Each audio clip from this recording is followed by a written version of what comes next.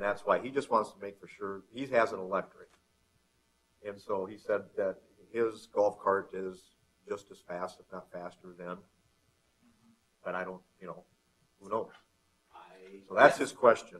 That it will be up to traffic and council's decision on, if there are several communities in South Dakota that do allow it by law.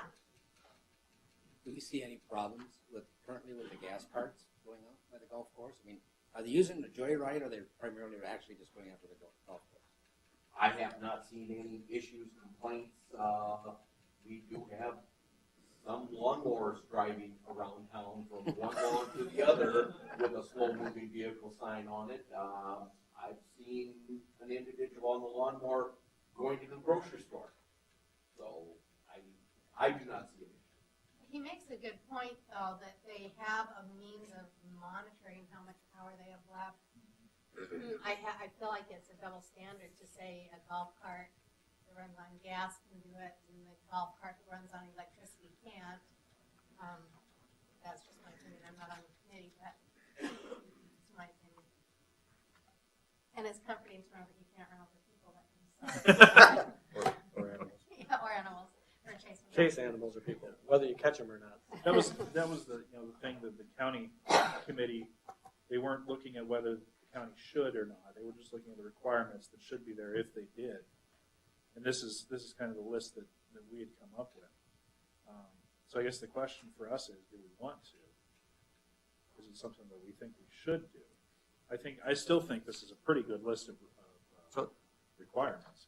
Gas powered is acceptable From now? what I understand, If gas-powered's they already get them authorized. licensed and they have to have proof of insurance We and do have a couple of gas all golf that type of carts, I stuff. believe, but they're very souped up gas golf carts, and they have the requirements for the equipment, the horn. Sure. The, lights and brake lights and Golf cart's a golf cart. golf now, carts, right? golf cart. I don't see the difference between gas and electric. Well, that's the thing. Doesn't really matter. We don't differentiate licensing between a gas and electric car, do we? Nope. I will move to approve to allow golf carts to travel on roadways within the city, regardless of their mode of fuel. Per these, Yeah. Yes. What are the current regulations for gas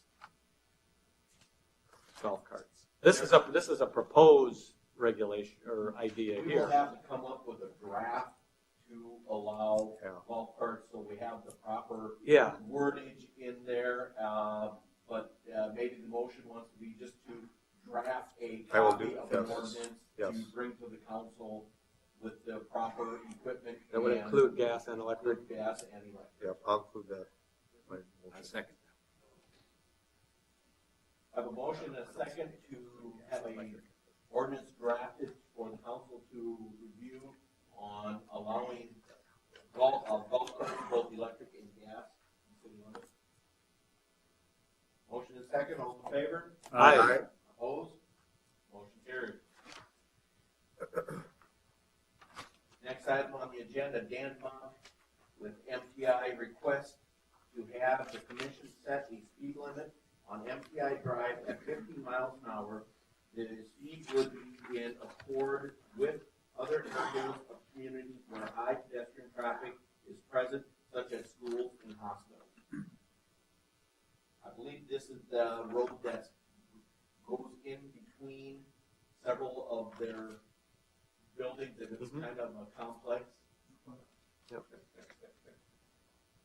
Between 2 and 3. It is. It's MTI Drive. Goes right by the new trade center there.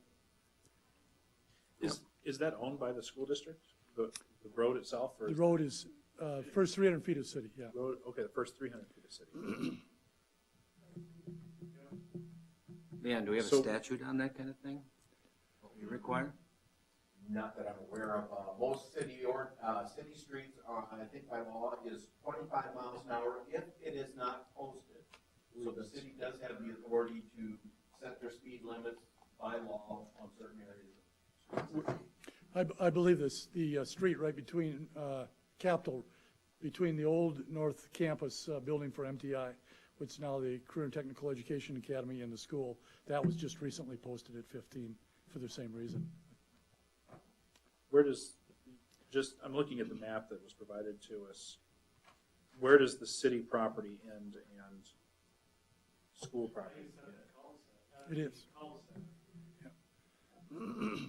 That would be the whole length of the street, it looks like. Not 300 feet, Not it's the whole 300. street.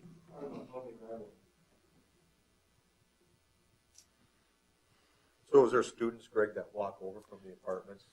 They walk between buildings, for Between instance. buildings, they walk between Yeah, buildings. they eat over at the campus All center, virtually. and they go across that street to go to the, How, the other streets that you've mentioned, particularly in front of the schools, they're just 15 miles an hour during certain periods of the day. The hospital, I believe, is the same way. You're asking us to make this 15 miles an hour all the time, right? I am. Why should we do that here as opposed to certain periods of the day? There is only one purpose for that street, and that is to get back and forth to the Trade Center. That street does not have an outlet, does it? It does not have an outlet. It's cul-de-sac in the end, turnaround really in the Goes end. into the parking lot, so it comes back out, doesn't it? Is that, do you have classes going from when until when during the day? Starts about 7:15, goes until 5. So they're going most of the day anyway. Yes. And I imagine you have students walking around during that whole time from apartments or wherever. Cafeteria. There is part of the parking lot. Up on the screen shows the city street. It's the whole length. The whole, okay. With cul-de-sac. And I think, Oh, that's all. Similar to EW. because that is going to run into Foster at some point in time. Hopefully. Someday, in the future. Yeah. Okay. Well, I think those, Maybe I'm holding my breath. I think those are good justifications. I've driven down there when I went to view the building when you guys opened it up and had the grand opening. And I don't think you'd want to take it any faster than 15 personally. And so I'm going to move to approve. I'll second. I have a motion and second to approve the 15-mile-an-hour speed limit zone and the signage. That signage also put up signs for them? Yes. I don't want to speak. If we can have discussion now. Yep. You're looking at the street, does the city own the whole street, or is it just that first section? Just this first 300 feet is all the city, Ah. it's just the city street. Okay, so the rest of it would be your responsibility, I guess. In other words, what you showed there a minute ago, the city street, now the cul-de-sac. We need to update our map. That's. Just right there. City street ends. Right there. Right about here. Oh. This was going to, at some point, this is going to connect to Foster. Or, Hopefully, yeah, please. someday. Why do we maintain that stuff? If you balance it, it's all. Use tech. We don't maintain the college. It was an agreement between the city.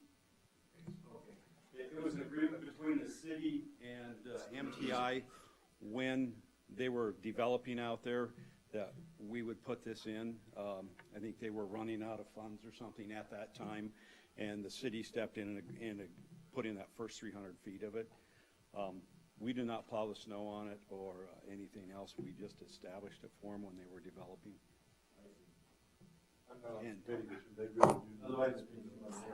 Yeah. They really do. And the main thing is because that first section coming off of the oil road, the county road is city, coming through the traffic commission. So once they get the speed limit signs right up front when they're turning off the highway coming into MTI's complex, they're gonna see the signs. Well, knowing that we just have that first 300 feet now, I imagine, well, you guys can set the speed limit on the rest of it. What about the signs? Are we just going to be covering that? We have signs further on down there. Okay. Okay, so we just need, I think it's 10 miles an hour, and what we need to do is change them all to the same thing, yeah. okay. And by the way, they're terribly effective. You said they're terribly effective. So, I don't think I need to change my motion. We have a motion and a second and had discussion. All in favor? Aye. Opposed? Motion carried. Thank you. Got a request from Scott Morgan, request to close 2100 Highland Way between Quiznos and Blarney on Saturday, July 12, 2014, from 8 a.m. to 6 p.m. for the Blarney's 5th annual 3-on-3 post-high school basketball tournament. We have done this in the past. It has gone over very well. Motion to approve. Second. Motion and second to approve. All in favor? Aye. Opposed? Motion carried. Scott, thanks for hosting again. Next, the traffic commission is scheduled for May 19th. Motion to adjourn. So moved. Second. All in favor? Aye. Carried. Thing about it, Leon, you're pretty efficient. Right on the. Even with me asking all No, sorts of it's a questions. little late. Yeah. I got guided right away. Yeah. On the 23rd of May, it should be a little. Yeah. What happens on the 23rd of May? I didn't know.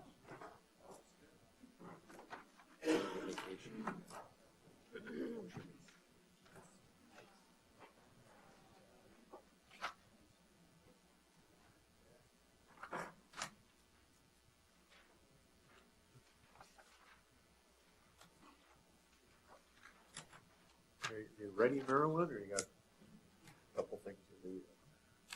Okay. All right, we call the finance committee meeting to order. Entertain a motion to approve the agenda. So moved. Second. Motion second, all in favor? Aye. We're going to be discussing cash tonight. It's our only item, and we've got some reports to go through, and Marilyn's going to step them through. I think there is a statement plan that the finance office present cash position of the city at the end of the fiscal year. So that's what we're going to review this evening. On? There. So much better. All right. Ooh. It's on. Alive. It's alive. Okay. The first statement is the cash balance statement, or bank balance statement. It's on page 18. And as I said, for fiscal year ending December 31st, 2013. This is a statement of cash funds on deposit in various financial institutions in the city at the end of 2013.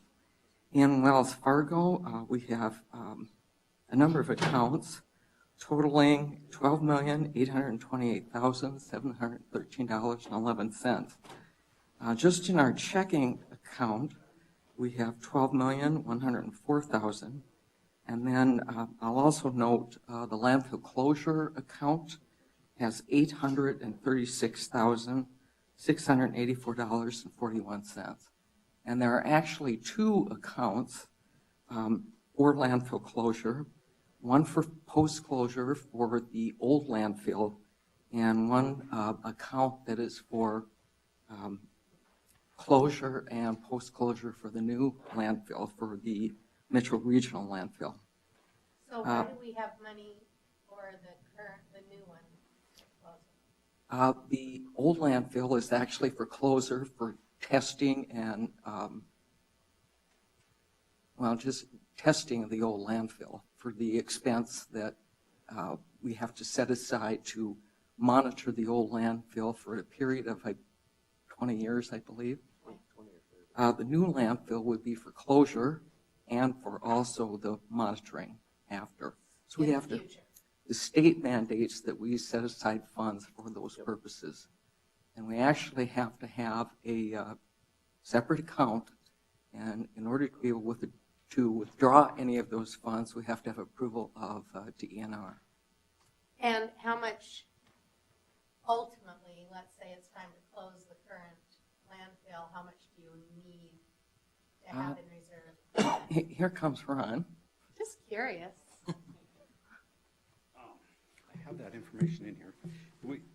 What it is, you have to set aside an amount of money to close the largest portion of the landfill that you would have open at any one time.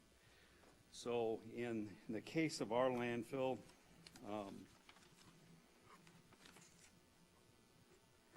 gotta get to the right figure here. No, it's not. For the first 6 cells is what we're setting aside money for. And we calculate, or we're required to calculate, the percentage of that airspace that we have used out of those first six cells. That's the portion that we have to have aside currently. It's just a percentage basis of it. We And are you testing the soil? Is that what you're testing, or are you testing the air? Groundwater. Groundwater. And we also check for methane also too. And we're required to, the law says in perpetuity that we have to test these facilities. So far the state has identified perpetuity as 30 years. And so we have to set up enough testing money, like the old landfill. We have an account there that's set up, and it's an estimate what it would cost us to test that for the next 30 years. Thank you for that information.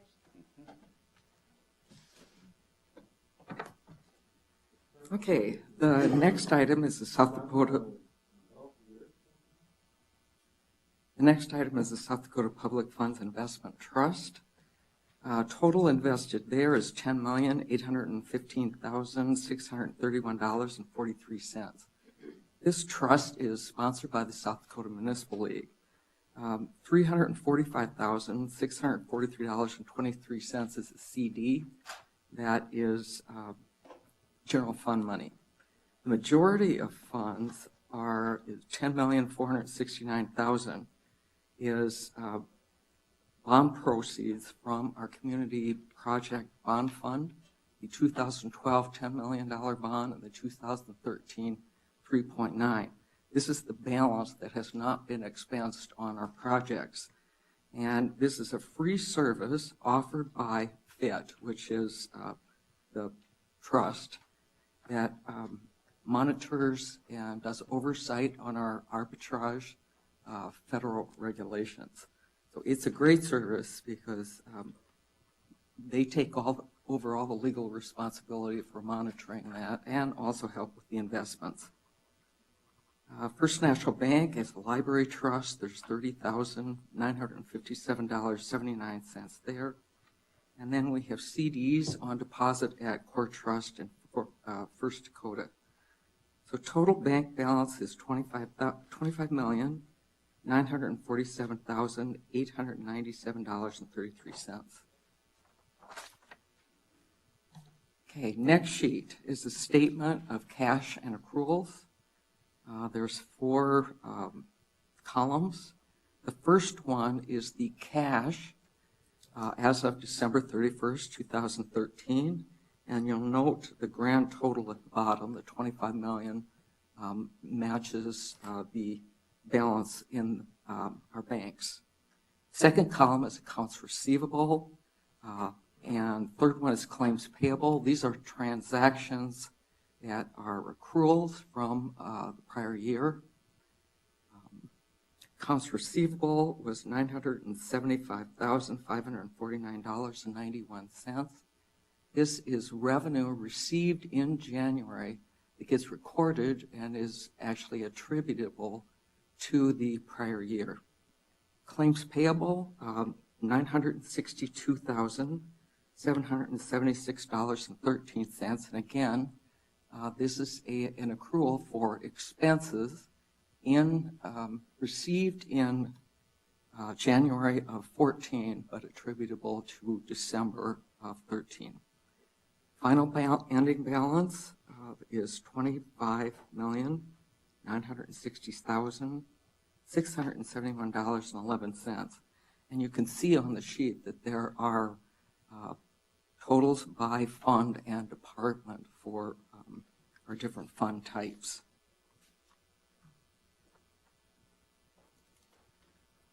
Any questions there? Just the claims payable, that's accrual for work completed in December, but not bill? Yes, the accrual, for accruals for items purchased in December, but not, bills are not received until January. Okay, next sheet is the General Fund 2013 accrued cash statement. This is a detail of general fund accruals, and I'll just go through those. Cash balance for end of 2013 in the general fund is $5,824,299.87, and expenses in transit is $1,841.11. And the next three items are revenue received in January from prior year. Accounts receivable, $56,917.92, and this is due from county, what we received for property taxes in January, that's December's revenue, $21,308.42, and due from state is $559,820.87. This is sales tax and other intergovernmental revenue like grant funds and so on that are received in January for December. The last item is claims payable in the general fund. This is budgeted expense from the prior year, $215,082.93. So we ended general fund balance in December of $6,245,423.04. And then on the next page, I just kind of... I have a question there. So on page 20, item 104 is 5.824 million. But on page 19, on line 101, general fund is 5.822 million. What's because of the accrual differences, or what's? Well, 5.822 is just the cash. This is the cash with the accruals. Okay.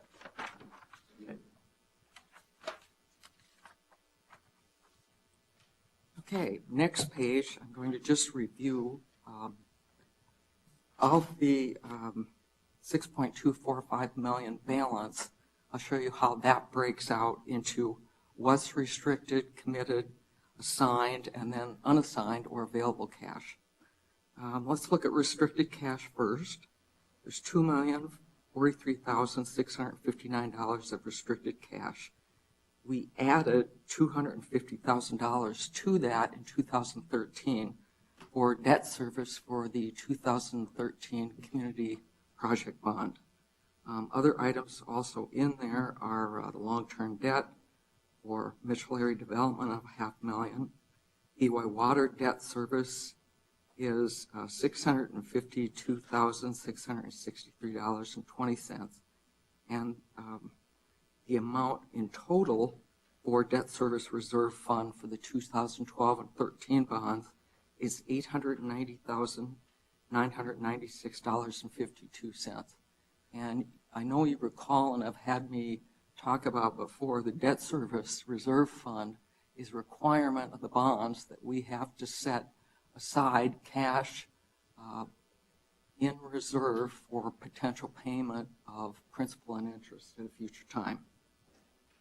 Committed cash is a total of $250,108.52, and there's some interest in there, plus $250,000 that we put into reserve or committed to future community projects. Assigned cash, we added $200,000 in 2013. There's a total of $815,860 in assigned cash, and the breakdown of that is on the sheet also. $100,000 for EMS equipment, $140,000 for 27th payroll, $100,000 for Lake Mitchell development, $150,000 for the satellite fire station, and $325,860 for fire equipment. And that includes set aside for like the rural fire also. Last item then is unassigned cash. We have $3,135,794.80 in unassigned or available cash. About $1.2 million of that was reappropriated, so we have about $1.9 million of available cash. And that's not written anywhere on this, is that correct? That's what? Unassigned, the unassigned cash is not written.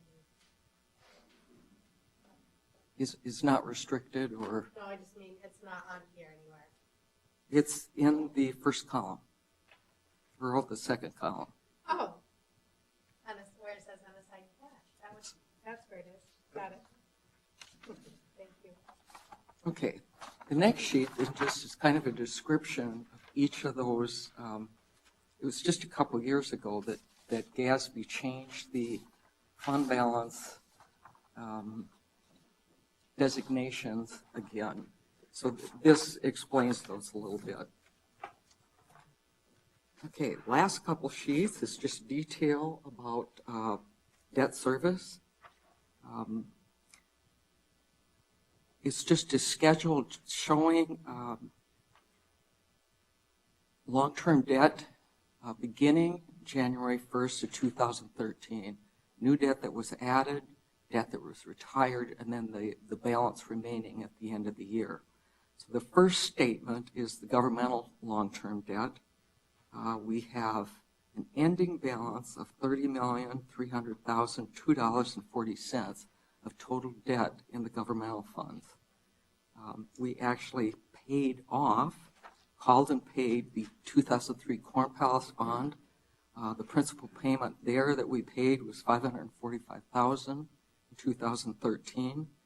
We added new debt of, as I mentioned before, the 2013 community project bonds at $3.9 million, and we added TID 19 for the Antac Corporation at $300,000, and TID number 20, which was Morris Equipment, for $200,000. Okay, next page is the enterprise funds, long-term debt, and the enterprise would be water, sewer, and sanitation funds that all have debt. Total debt for these funds is $6,839,465. We added debt of $511,176 for the Norway Avenue SRF, the lift station. What we actually issued for that loan was $800,000, but we drew down in 2013 $511,000. The project will be finished in, for 13, will be finished in 14. Debt retired in those funds was $365,562. I know that's a quick run through, but any questions, or if you have any later, you can contact me. Questions, comments? If not, entertain a motion to adjourn. So moved. Second. Motion second, all in favor? Aye. We are adjourned.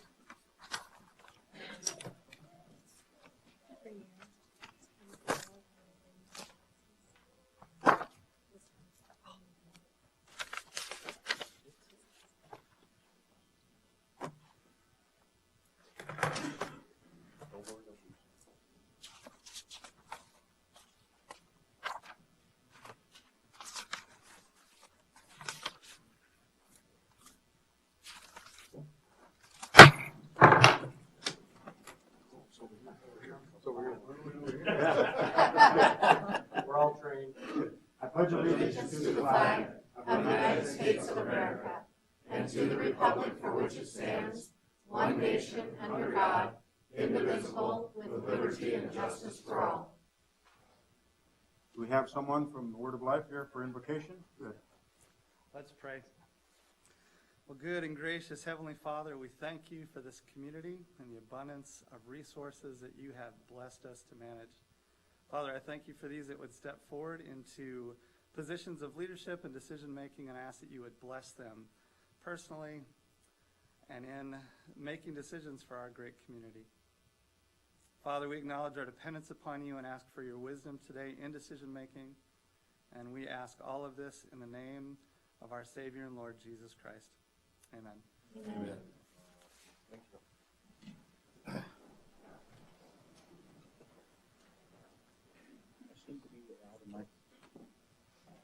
Oh.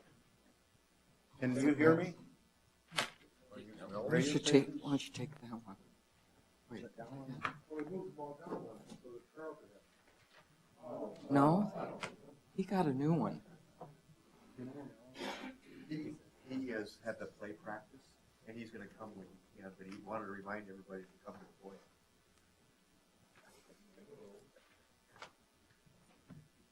Roll call, please. Ready. Okay. Jarks, Here. Barrington, Tronis, Here. Olson, Carlson, Smith, Here. Dosher, Rice. Here. We have quorum. We will convene the meeting. Councilman Barrington is on vacation this week, and I understand that Councilman Olson may join us later after play practice. Wants everybody to attend the play. I believe it's Thursday and Saturday, if I remember right, but I don't know that for a fact, but I think that's what it is. Approve the consent agenda items. Items appearing on the consent agenda may be removed by a city council member for discussion at the beginning of the formal agenda items. And I would include with that, there are 2 addendum items. Is there anything that anyone would like to remove from the consent agenda? Mr. Mayor, I would like to remove agenda letter I. And just so I can abstain from the vote on that one. Okay. And I don't need to remove anything, but I was curious about how the grants J and K work. I just wanted to. Is this something that we get annually? Yes. And so we budget that we'll have this money coming in, we assume that we'll receive these Yes. grants? Both of them are received annually, and revenue and expense are budgeted. Okay. That's what I was- There's usually conditions and strings and obligations go along with grant deadlines, what those are. We want to know when to get approval, I don't know, but I have no idea. Mr. Mayor, you indicated there are 2 addendums that you wanted added to the agenda. Are these to be added to the consent agenda or to the agenda? To the regular agenda, not the consent agenda. Okay, that's the same question. I would entertain a motion to approve the consent agenda. With removal effect, I would make that move. Okay. Second. Motion and a second to approve the consent agenda with the removal of item I. Is there anyone from the public who would wish to request the removal of anything from the consent agenda? If not, we will have a roll call vote. Dosher, Aye. Tronis, Aye. Carlson, Aye. Smith, Aye. Jarks, Aye. Rice. Aye. Motion carried. Citizens input, if you need to address the mayor and members of the city council on an item that was not on the agenda, please come forward to the podium, state your name and your concerns. Presentations are limited to 3 minutes. Items will be considered, but no action will be taken at this time. Members of the City Council, my name is Loretta Larson. I am a Mitchell homeowner. And as you are aware, I am interested in historic preservation in Mitchell, South Dakota. And I also own a historic home in Mitchell, South Dakota. If I'm not mistaken, in reading the events of the past years here, it appears that some of the other historic buildings in Mitchell, South Dakota are slated to be torn down. My historic home is constructed of a material which is quite rare, and I have a request of the City Council. I would like to request to acquire the material chalkstone from any buildings that are being taken down. So the action that I ask is that I might have permission to receive some of the chalkstone. Complex question.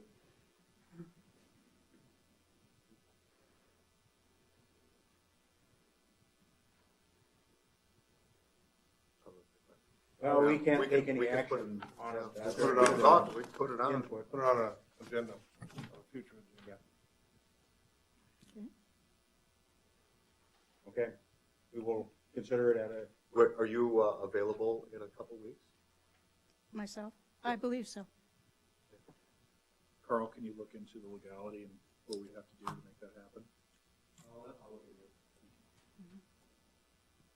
Thank you for the consideration. The chalk stone would be of a similar period to the construction of my house, and so it would be more ideal to use that material. And thank you.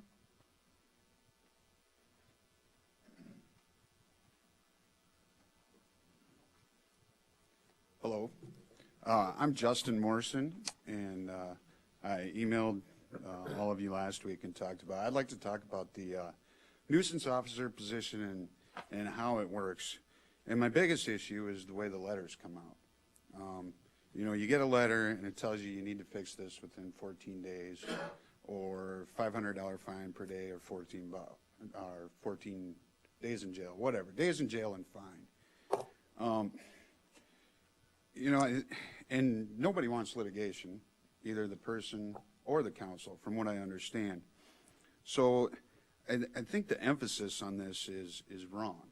And what I hear is that, well, we have to send the letters out. We have to do that. So if that's the case, in my situation, I got a letter on a fence that belongs to the school district. So are you going to send one to Graves? I mean, it doesn't make any sense. I see this position as it could be a resource. You know, hire somebody that has construction experience versus ticket writing experience. You know, sorry, I'm getting a little, I really have lost sleep over this. I have not owned this property for even a year, been fixing it up. My fence blew down the same time the KMIT sign blew down, and explained to me when I could dig posts between then and now to fix that privacy fence. Last year we fixed the roof, we got the yard, a lot of it cleaned up. There was a pile of rafters. We fixed the entire inside, and one of the email comments back was, well, the council doesn't really care about the inside so much as what the outside looks like. Well, to make a property like that work, you have to make it pay for itself. And to me, and it's very frustrating when you work on stuff like that. So I can't just gripe about this without giving, you know, what a better way to do this. And like I said, I think the position focus is wrong. You know, why, if I don't blame Jeff or Wade, if I was hired and I had ticket writing experience, I'd expect that bosses wanted me to write tickets. If you got a construction guy, he can be a resource with people that, you know, we may have elderly or those that don't have the means to do some of the stuff. Get in contact with local community groups. Wesleyan has cleanup day. 4-H groups do things like that. The tech kids do things. Make it a joint deal instead of you get this bully letter that says, hey, you need to do this. And it would help if they actually knew what they were telling you to do. It took me 5 minutes to get the plot map from the nice ladies at the courthouse this morning. It took me a minute and a half with my tape to figure out that that wasn't even my fence. You know, I mean, before you tell somebody else what they should be doing, I think you should have your stuff, you know, in order first, I guess. Have you resolved the issue with the fence? Have you contacted the nuisance officer and let him know? I have, but contact me first. That was one of the other things that, well, we left door hangers. We'll make it a non-standard shift. Have him 11 to 8, you know, where he can go talk to people. I've since talked to the lady that made, or well, emailed back and forth with the lady that made this complaint, you know, and had she just done, that's what I'd recommend too. Neighbors, talk to your neighbor first. You know, don't just use this as a gripe line. That would help. You know, and that's, I think that's kind of in a gray area too, because when I talked to Wade, he's like, well, you know, this, you know, somebody was complaining. Well, that's one government entity authorizing another government entity, because that's MTI daycare center. I'm like, really? I mean, that's kind of dirty pool. I mean, you're justifying your government action by another government action. So Justin, are you, Yeah. we asked for pictures. Yep, yep. So you're saying that, is That- this the fence? Yeah, that fence was up in the fall. No, that one's mine. That fence was up in the fall. The privacy fence is mine. Because the guy I bought it from, he used too small a post. But in the fall, that was up, so we're like, all right, you know, we'll get to that area next spring when we work on, the garage needs siding and shingling. I'm not disagreeing with the stuff that needs to be done. It's just you can't do everything at once. You know, there's winter in South Dakota. I mean. if So anybody the knows. fence that Is the chain link, and I've link, yeah, yep, I've got a you need to picture. have, Yeah. but that was one that they also cited you about. Yep. Correct? Yeah, the chain link fence. Pass it around. You know, so he's telling me to fix something that's not even mine. And I think that's something that, if you bring it up to him, something tells me that's gonna go away. Well, that's but it shouldn't have come. And I agree with you, I agree with you, it shouldn't have. Regarding the letter, I'm guessing that it said you would face a maximum of a That's certain true. fine and a maximum of a certain days in jail. And as a governmental entity, we have to advise you of that. If you want to litigate, Well, no. why don't you contact them first? Well, and I'm not saying they shouldn't contact you first, but it's a quasi-criminal ordinance. And under the law, the city has to advise you of what you could be facing in that circumstance. Now, unfortunately, that letter is not going to be a letter that can be written in a friendly manner because it's threatening you with jail. There's not much we can do with that, unfortunately. But I agree there should probably be some contact beforehand. I more strongly agree with you, the neighbors should talk to neighbors. Right. I wish that Right. happened a little more, but we can't do anything about that. No, I agree. I'm just, so anybody watching, talk to your neighbor. Yeah. You know, Yeah. because one of the things is a brush pile that's cited. Well, I cut those out of the fence for them, and some of them that were in the parking lot, so it wouldn't ruin their parking lot last year. I mean, you know, I was being a good neighbor. Well, And then, I can make a couple of comments on this. The definition of nuisance is provided in state law, mhm. and, I can't decide by rote, didn't bring it, but it is provided in state law. And the law provides that the city can, take action to abate nuisances, and can determine what constitutes nuisances through its ordinances, provided it is found by a judge to fall under that broad umbrella definition in state law of what a nuisance is. So we can declare nuisances, but until a judge says it's a nuisance, Right. and we can declare fines, but until only a judge can assess a fine. I agree, and so that's what I'm saying, why start out the transaction with this letter? Make that the second or third step. I understand when people live out of town or out of state, that may be difficult, but that place has looked like horrible for years. Like I said, I haven't even owned it a year yet. I mean, Typically, When did you purchase the property? the middle of April last year. You know, unfortunately, it happens like that sometimes, I guess. I don't know how we can change our processes to make everybody happy. Well, I But- think communication. Communication is the key as in this as in so many other things. And we'll just have to continually look at the process of how we deal with these things and how we deal with these issues, dealing with our code enforcement officers and what they can do. You know, a lot of the problem we run into is we have property owners who don't live in town. Right. They're hard to get a hold of. I understand. And so we run into those issues too. And you know, I'm sorry it's come across the wrong way. I'm glad to hear you're working on the property and trying to improve it.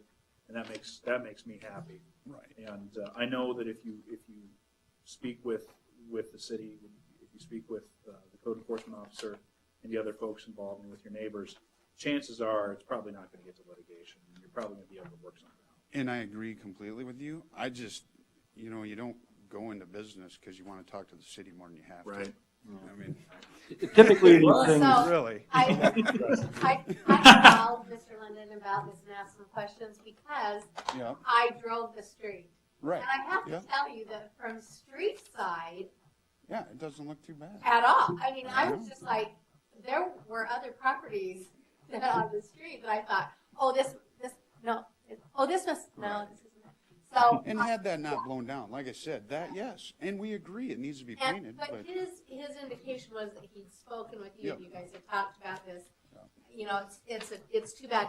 Unfortunately, and this is probably, someone said this, I think, initially to you in your email, is that so often this comes forward because of a complaint. right. And unfortunately, that was the situation, and so that. But again, that was a government entity too, you know, I mean, I that's know, kind I of, agree. that's kind of dirty pool. We've I talked think. about this issue before, you and I. Yeah. I have, and that's why every time you're like, well, you know, if you talk to the guy, then it'll be okay. Well, let's stop it before it I gets to talked that to point. Wade, and he said he'd already talked to you, and he thought everything was. Right. I good, just, so- I think I think the focus is wrong on this position. I think we're thinking of this as writing tickets, not helping people out. And that's why, for the experience, I think we need somebody that actually knows, because Carl's ran into this too. He told one property owner they needed to put windows in before they put the basement in. Well, what do you think's gonna happen when you square it up and you put it back on the basement? Hold it. No? Hold it. Unless you were there. Well, he's my uncle and he was. Unless you were there. Okay? But, All right, you've Right. made your point, and you've gone way past the time limit. But- okay, can I get that paper back? Okay, thank you. Yes, thank you. Anyone else wish to address the council? Council have anything? If not, we will move on. Committee reports. First one, public health and safety. Public Health and Safety called to order at 6:20. We had one item on the agenda, fireworks permit for May 9th. It was tabled until the next meeting so we could get further information as to exactly what the fireworks were for, what celebration or whatever they were for. So tabled and will have to be moved to the next meeting. Okay. Next, public properties. Public Properties met tonight. We approved streetlights at South Main and McCabe. We approved Lawler and Ivy, Juniper and Lawler, Juniper and Main, Connett and Miller, Hurst and Miller, Miller Williams, South Anderson and Williams, Sunnyside and Williams, and we looked at North Harmon Drive streetlights. We're going to stay with the policy and try to put lights at every street corner. That's all we have. Thank you. Traffic. Traffic Committee met at 6:49. There was 5 items on the agenda. First item was James Valley Cycle Club requested a parade permit on behalf of March of Dimes Poker Run to begin at 12 noon on Saturday, May 3rd, 2014. The route will begin at South Main Street at the depot and will travel north on Main Street and continue straight out of town on North Highway 37. This was approved. Second item, Mitchell Christian requested additional signage. The additional signage was to be a no parking between the hours of 7 and 6 p.m. with the verbiage of no unattended vehicles. Also a 15-minute parking sign from 7 a.m. to 6 p.m. Both these items were approved. Third item, request to establish an ordinance to allow golf carts to travel on the roadways. Motion was made and second to approve having a ordinance drafted to bring to the council, which would allow golf carts, both electric and gas, to operate on the streets with the proper equipment. Fourth item was a request from Dan Muck to have the commission set a speed limit on MTI Drive at 15 miles an hour.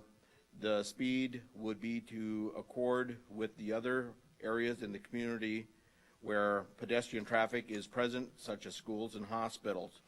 The 15-minute speed limit was approved for the first 300 feet, which is City Street that comes off of East Spruce. The remaining portion of that street is MTI property, and they will take care of the signage. Last item was from Scott Morgan, requested close 2100 Highland Way between Quiznos and Blarney's on Saturday, July 12th, 2014, at 8 a.m. to 6 p.m. for the Brownies' 5th annual 3-on-3 post-high school basketball tournament. This was approved. Next meeting was set for May 19th, 2014. Traffic Committee adjourned at 7:15. Thank you. Finance Committee. Finance Committee meeting met this evening and at 7:15, and Marilyn stepped through the cash position of the city of Mitchell. She noted that this is a requirement that needs to be done annually. Total cash at the end of December 31st, 2013 was $25.9 million. And of that 25.9, 6.2 is actually from the general fund. And a further breakout of the general fund, $2,043,000 was restricted cash, $250,000 was committed for bond payment and for reserve, and assigned cash was $815,000, and so that left a balance of unassigned cash of $3.1 million, and of that 3.1, 1.2 was reappropriated from previous budgets, and so that left a final balance of unassigned cash of $1.9 million.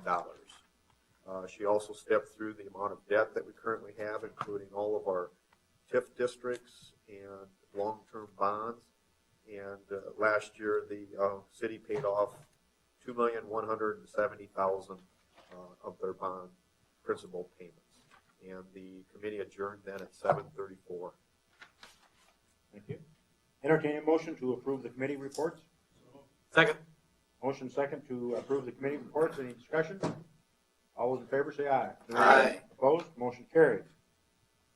Entertain a motion for the city council to adjourn and sit as the Board of Adjustment. Second. Motion second to sit on the Board of Adjustment. All those in favor say aye. Aye. Opposed? Motion carried. Set the date of April 21st, 2014 for a hearing on the application of Doug Krantz, doing business as Krantz LLC, for a conditional use permit for additional self-storage units at 2316 South Olman Street, legally described as the east 14 feet of the south 624 feet of the north 1,000 feet of Lot 8 and west 217 feet of the south 264 feet of the north 1,000 of Lot 7 in the northwest 1/4 of Section 33, Township 103, North, Range 60 West, Davison County. Move to set the date. Second. Motion second to set the date. All in favor say aye. Aye. Opposed? Motion carried.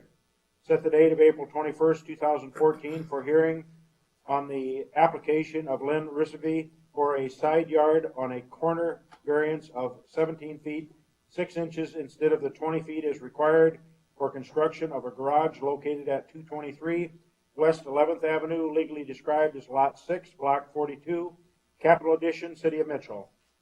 Move to set the date. Second. Motion second set the date. All in favor say aye. Aye. Opposed? Motion carried. Hearing on the application of Larry Koster and Peggy Van Overshield for an oversized variance of 2,000 square feet addition to their existing 1,600 square feet accessory building located at 2341 West 23rd Avenue, legally described as the north 435 feet of west 150 feet of the west half, northeast 1/4 H1-N section 17-103-60, Davison County. This is on the west end of 23rd Avenue. It is outside our city limits, but it is still within our 1 mile jurisdiction. They wish to add a 2,000 square feet onto an existing 1,600 square foot building. All notices were sent out. There were no issues. Everyone voted to approve it. That's all in your city planning commission minutes. Any questions? Is this a business or just a private? This is just a private. Move to approve. Second. Motion second to approve. Any further discussion? All those in favor say aye. Aye. Opposed? motion carried. Hearing on the application of Laura Pichik, Avera Queen Peace property owner, for conditional use permit to operate a daycare in her home located at 1100 East 6th Avenue, legally described as Lot 7, Block 5, Wilkinson's Addition, City of Mitchell. Past fire inspection, no one appeared in person to testify in regards to the application. If this is passed, the permit is non-transferable. If the business ceases for a period of 6 months or longer, then a new application must be secured, and a fire inspection must be completed again. So there was no one in opposition of this. Move to approve with conditions. Second. Motion and second to approve with conditions under normal circumstances. All those in favor say aye. Aye. Aye. Opposed? Did I do that right or not? Yep, go ahead. All right. You're looking at me like, all right. All in favor say aye. Aye. Opposed? Motion carried.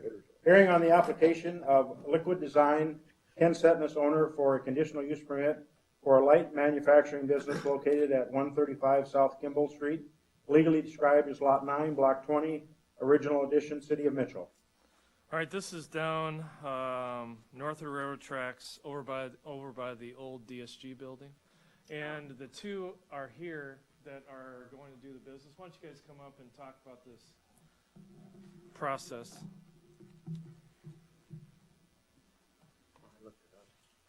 I actually want to see this process. It is. I gotta go down. What we do is I'm owner Todd Dozark of Liquid Designs, and what we do is like a water transfer.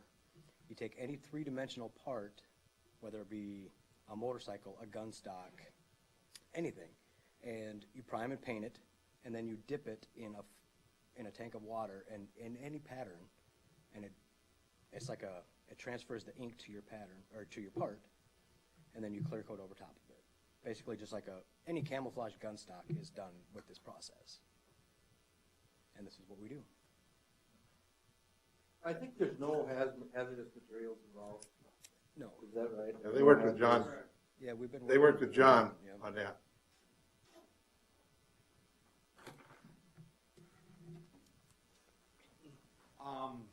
John Vermillion.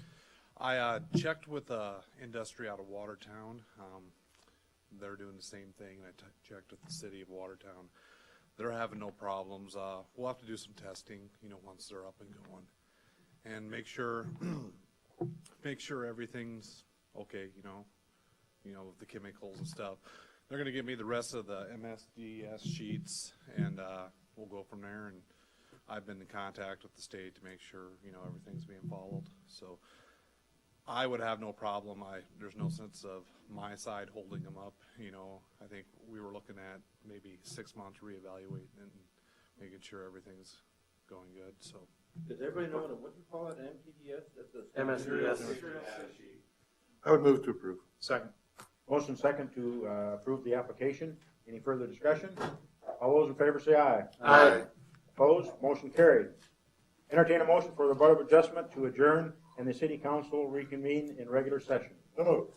Second. Motion second to reconvene in regular session. All those in favor say aye. Aye. Opposed? Motion carried. Presentation, American Legion Post 18, presenting community awards.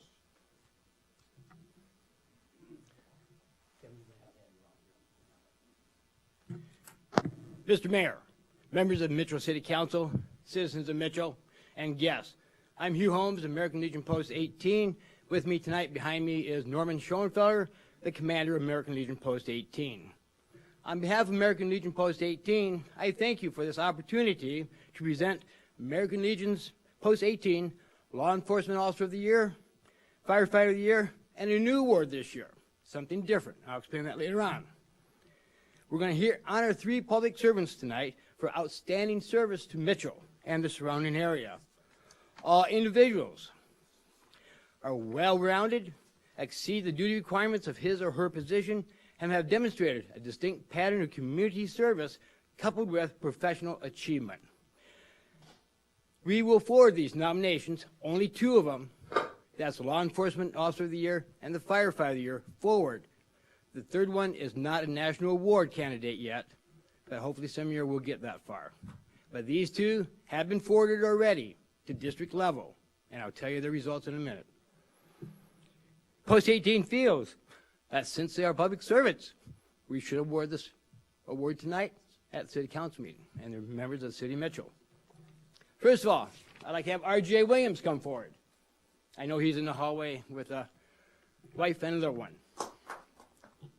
R.J.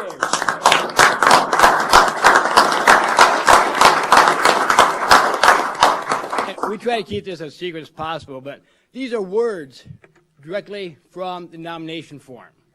Nomination was by Officer Kelly Kipling. She nominated Officer R.J. Williams for the award because he has proven himself to be an extremely valuable asset to the Metro Department of Public Safety. When he first arrived, she was a little concerned how he would interact with the public, since he is very reserved and quiet, more than any other officers she has worked with in the past. But this was completely unfounded. One of his best qualities as a police officer is how he interacts with both the public that he serves as well as the people that he works with. It's something an officer cannot train for or be taught. It's learned. She has never heard of anybody say a negative word about Officer Williams. He has a great attitude toward police work. He exhibits a willingness to go the extra mile while investigating calls that he's sent to, and then follows up with accurate and well-documented police reports. He is able to take control of any situation that is presented to him, and is able to do so without coming across as being arrogant or abrasive. He keeps his composure even when the situation around him is deteriorating. He conducts himself in such a manner that helps put the victim at ease, and thus allows him to obtain the necessary information from that victim. He's able to show compassion towards the victim and their situation. Ladies and gentlemen, the American Legion Post 18 Law Enforcement of the Year for 2014, R.J. Williams.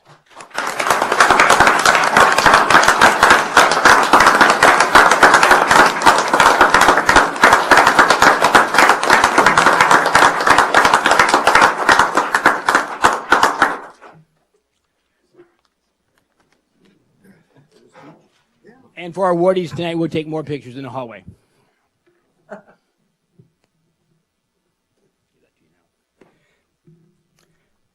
Joe Dozel, come forward, please. Joe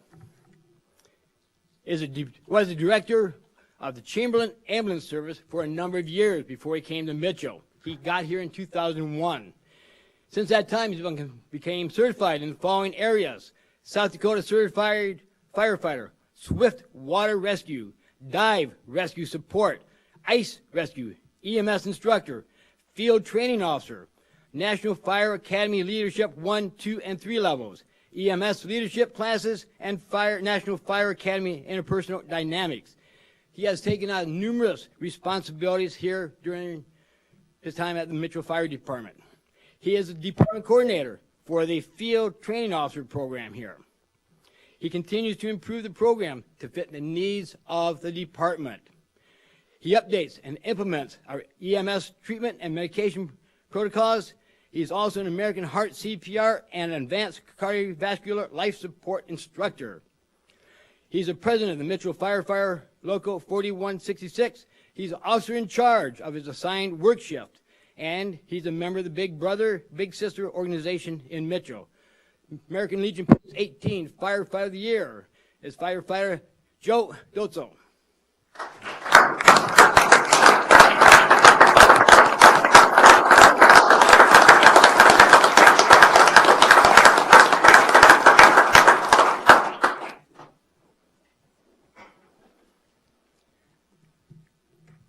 This is our new award this year. But before I go on to the new award, both firefighter and EMT and police officer won the district contest last Friday night, 2 nights ago.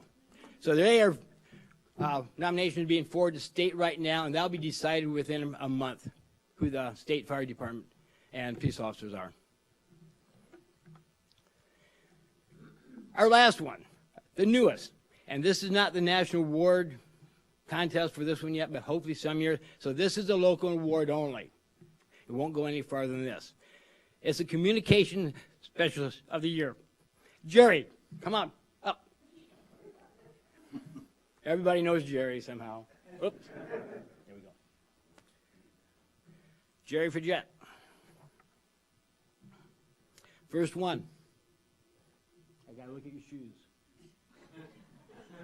You'd be surprised what's wrote in here, Jerry. Jerry's primary duties are to aid and assist in the safety of the general public and the protection of human life. He dispatches emergency responders, providing pre-arrival instructions and good follow-through of information and coordination of units. One key word, enthusiasm. Key word right there. He is a communication specialist trainer. He's crime-free multi-housing committee member, and he's on the honor guard for the Metro Public Service Department. He's a trained hostage negotiator. He spent 10 years in the United States Air Force. And thinking of that, we'll get to that in a couple of seconds. That's why I looked at his shoes. He has a very cool head, very quick thinker. And as wrote up by his supervisor, Mrs. Haynes, she can remember one incident that Jerry did an outstanding job with a drowning victim in a car at Silver Lake by Freeman after a group of young people had been at a party. He handled every aspect of that call through some adverse condition. Because of the events that led up to the accident, the caller is very evasive as to what happened. The emotions that scared young people are extremely high, and a great deal of time was spent on pre-arrival instructions, including CPR, as the ambulance needed to travel a distance for a rural area. That's the type of things he does. The communication specialists are the folks in between from the caller to the emergency responding units. And that's why we chose this year to do this for these folks here. Here he comes in 20 minutes early every shift with a uniform that has been well pressed. I don't know who does that, but I'd like to find out. And shoes shine to a high gloss, but not spit shine. That's the Army and the Marines, not the Air Force. He has a soft heart and love for children because at least once a year, if not more, he grows a lot of brown-colored hair, top to bottom, on his arms, hands. I'm not going to go any farther because he is Ruff, the crime dog. At parades, health fairs, and school functions for the past years. He also does the man in red. He is Santa Claus. Just this past year, Jerry heard of a little girl that was brought to Mitchell by her mother to see Santa Claus, but there was no Santa Claus available during that time frame on that day. So Jerry got word of that. He dressed up, came down on his own time on a day off, drove about 20-some miles to Mitchell, and granted this little girl her wish. He found out later that because the mother suffered from an illness, the little girl had less than a normal childhood. And this was a monumental task in their eyes to see Santa Claus that Christmas. Again, he is enthusiastic. And something that seems so routine to us is not routine to Jerry. He is dedicated to his profession. The 2014 American Legion Post 18 Communication Specialist of the Year is Jerry Fredette.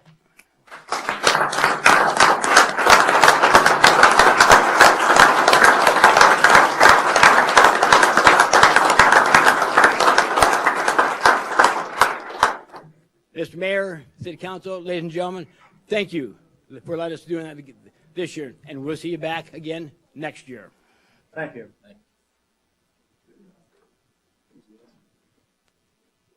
Next on the agenda, discussion of the Image Guild Memorial Day event. Is there anyone here that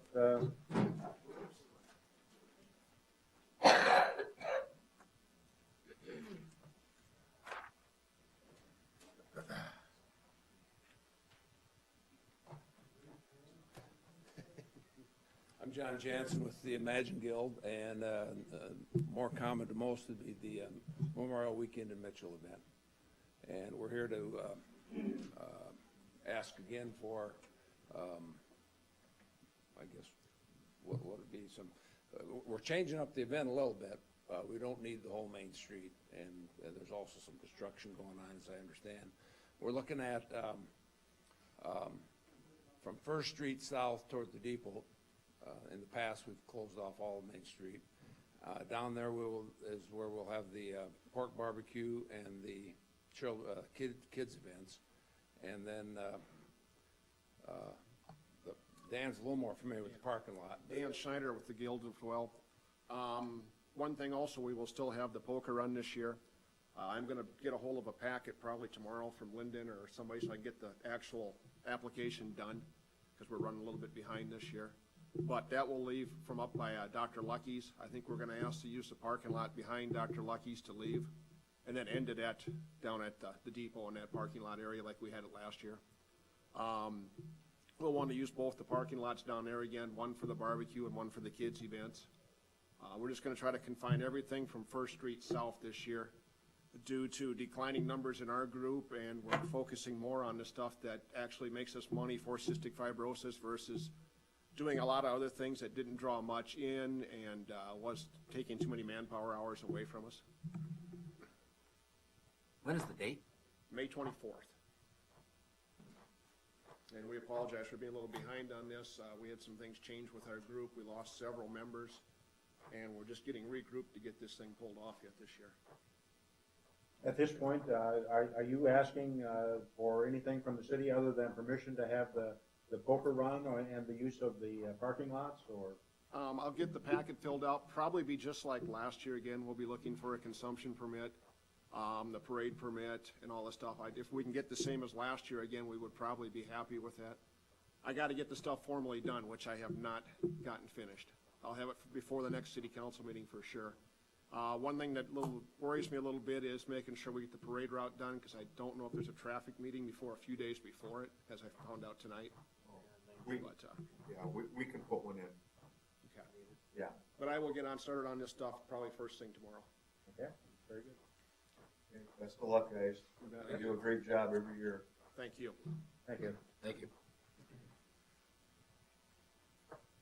Award bids, Garden of Eden demolition, city project number 2013-40. Page 77. We had 2 bids, actually 3 bids. And we would recommend awarding to Ironman Construction for the base bid and the alternate number 2. Base bid was $23,921, and the alternate 2 of $5,445. What the base bid just included was the tear down of the existing building. Alternate number 2 was for the contractor to pile it up, and the city was going to haul it off. But after looking at the price that he quoted for this, it would be hard for the city to do it at that price. He's going to come in with 2 side dumps, and he's going to start removing the building and load it in his side dumps all at the same time. So for him, it would make more sense. That's why he priced the alternate number 2 as such, so he could do it in that fashion. And for us, it makes a lot of sense. Alternate number 1 was for the contractor to remove all the concrete and dispose it and fill in where all the concrete is. The city is going to do all that work.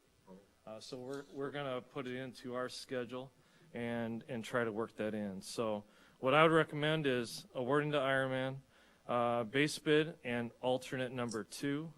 Now his schedule, we put into the project that once we had everything awarded and contracts signed, he would have to remove the building within 30 days.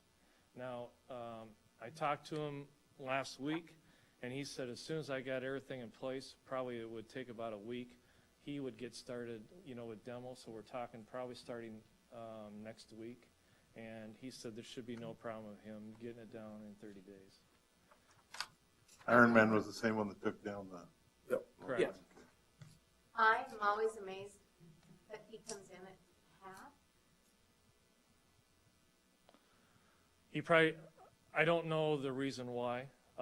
He probably maybe doesn't have as much overhead, things like that, that some of the others do. Not sure. The asbestos that is The removed and asbestos we're done and. just got done today. I did an inspection today.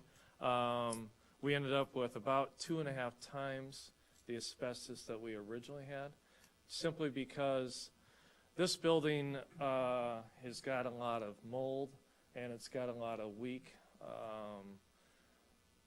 moisture, rotten areas in there. So when the original asbestos contractor, or Assessment? inspector came in, they did not get way up into the roof because it was so weak, because they were feared that they might fall down. So that is the reason why we had extra asbestos. So all that is removed and gone. So we'll be able to start next week. When we talked about this earlier, we also talked about there's a gap between here, Garden of Eden, and the Yeah. building next door, that they're concerned of wall falling into another wall. Right. I mean, they're not attached, but there's, 6 feet? Yeah, yeah. Any We had- special discussions on any of the We had put into the bid plans. projects? We had put into the plans that the contractor is responsible to put in like a screened type of a wall or a barrier in between. After talking to the 3 contractors that bid on it, they said there is no way we could get a screened wall in there and have enough room. So we said, any damage that you guys do, you're liable for that damage. They're going to have to do a lot of handwork, taking some of those edges down, and then they're going to try to tip it either north-south. Yeah, they won't be able to have a chance. I'm going to go over and talk to the property owner next door, just basically let them know that we're going to get started in a week. If you got any questions or concerns, please contact me. So They should be able to separate that. they do have a performance bond. Yeah. Be the value of the project. It would, yeah. So we're taking the 23,000 plus the 54. Plus the 5445. Move to award bid to Ironman Construction, base bid. Second.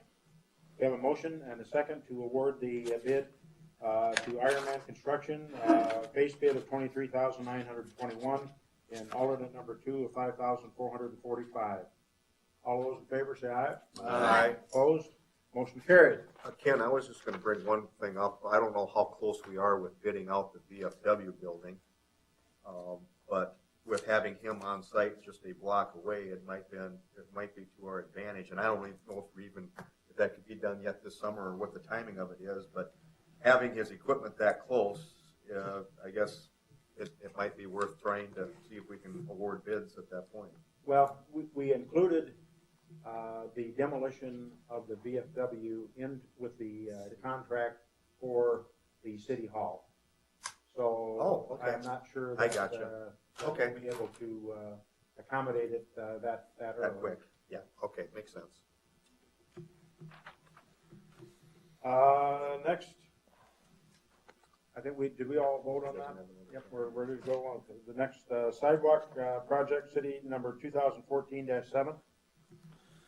All right, next sheet, page 78. We had 2 bidders for our new and hazardous sidewalk project for this year. Our low bidder was Colwell Concrete for $117,645.90. For bid schedule A, and he was also low on bid schedule B at $46,274.86. The one number I really look at is what the unit cost of the 4-inch concrete surfacing. It came in at $3.88, a little bit higher than last year, but we knew that prices were going to go up just simply because we've had pretty cheap concrete for so many years. I estimated in the letters I sent out, I think $4.10.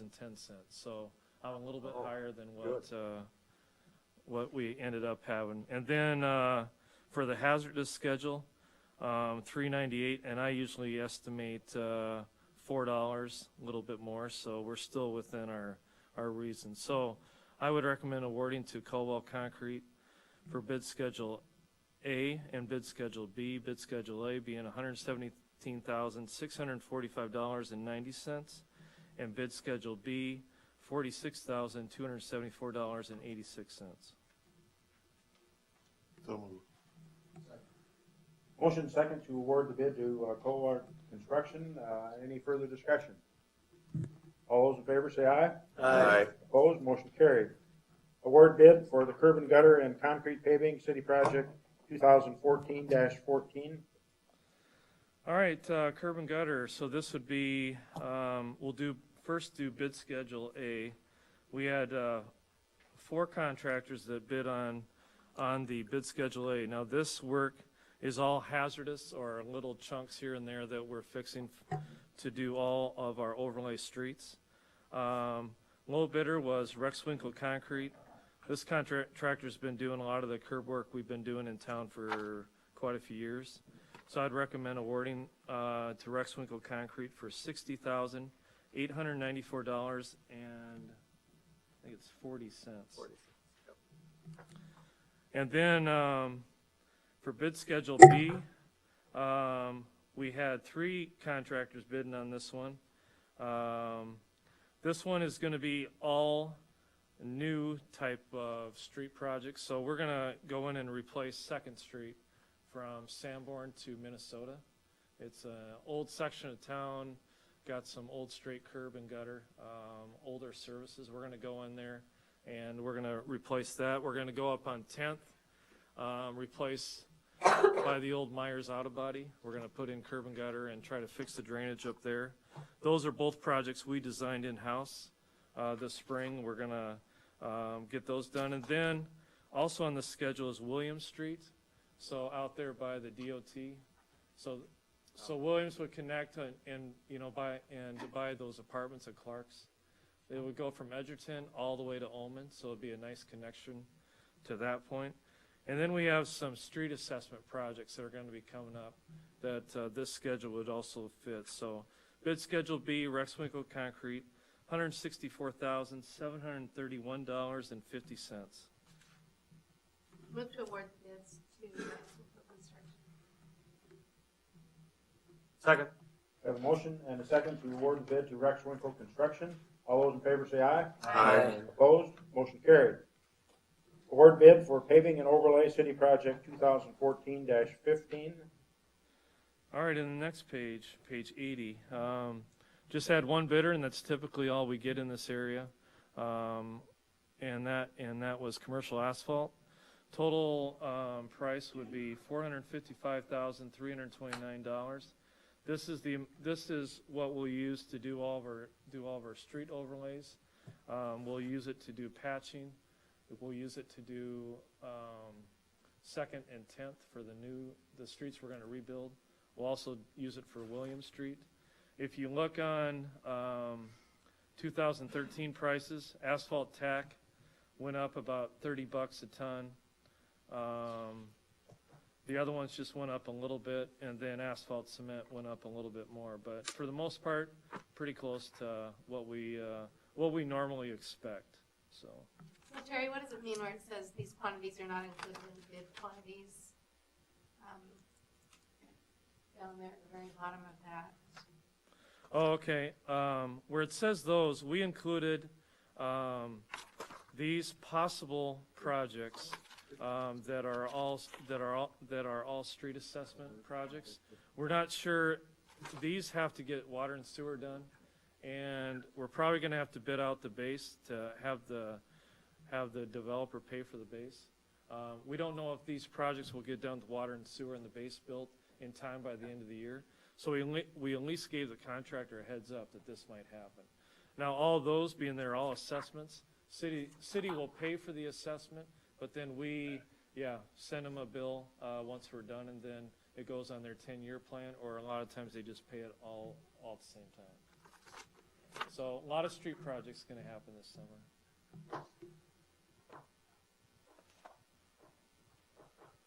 Entertain a motion?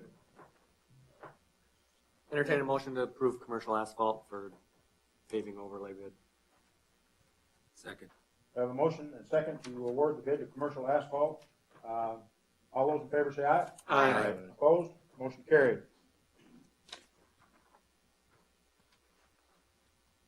Award bid for the Mitchell Landfill Cell Number 3, Design and Construction City Project 2014-17.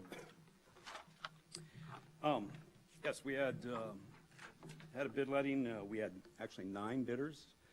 The lowest 3 were within 5% of one another. The lowest 2 was only $5,000 apart. We felt we had some good competitive bids. J.B. Holland Construction Incorporated out of Decorah, Iowa, was the lowest bidder at $980,649.21. The engineer estimate on this project I received back in January. As soon as I received it, I felt he was way low on the project. I sat down at that time and I estimated this project and I came up with $996,000. His estimate was at $720,000. He really hadn't taken into consideration the haul distance that we put on this dirt. It's about 3,000 feet is where we're hauling the dirt from this cell to the north side of the lagoons. That's why the price is up.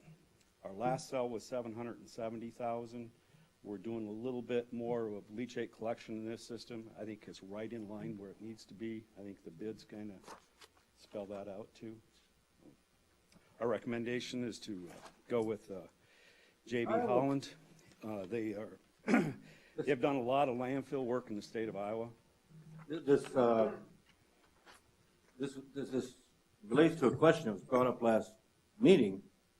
Does anybody know whether Iowa imposes or enforces a local resident preference in its contracting? I can't tell you on Iowa. I really don't know. If they do, then we're entitled to enforce the same against them. The next lowest bidder is a Minnesota contractor. Well, I don't know whether they do either. I don't know the answer to that. But whenever we got out-of-state bidders, that's an issue. I mean, we award J.B. Holland Construction Incorporated the bid. I have a motion and a second to award the bid to J.B. Holland Construction Incorporated.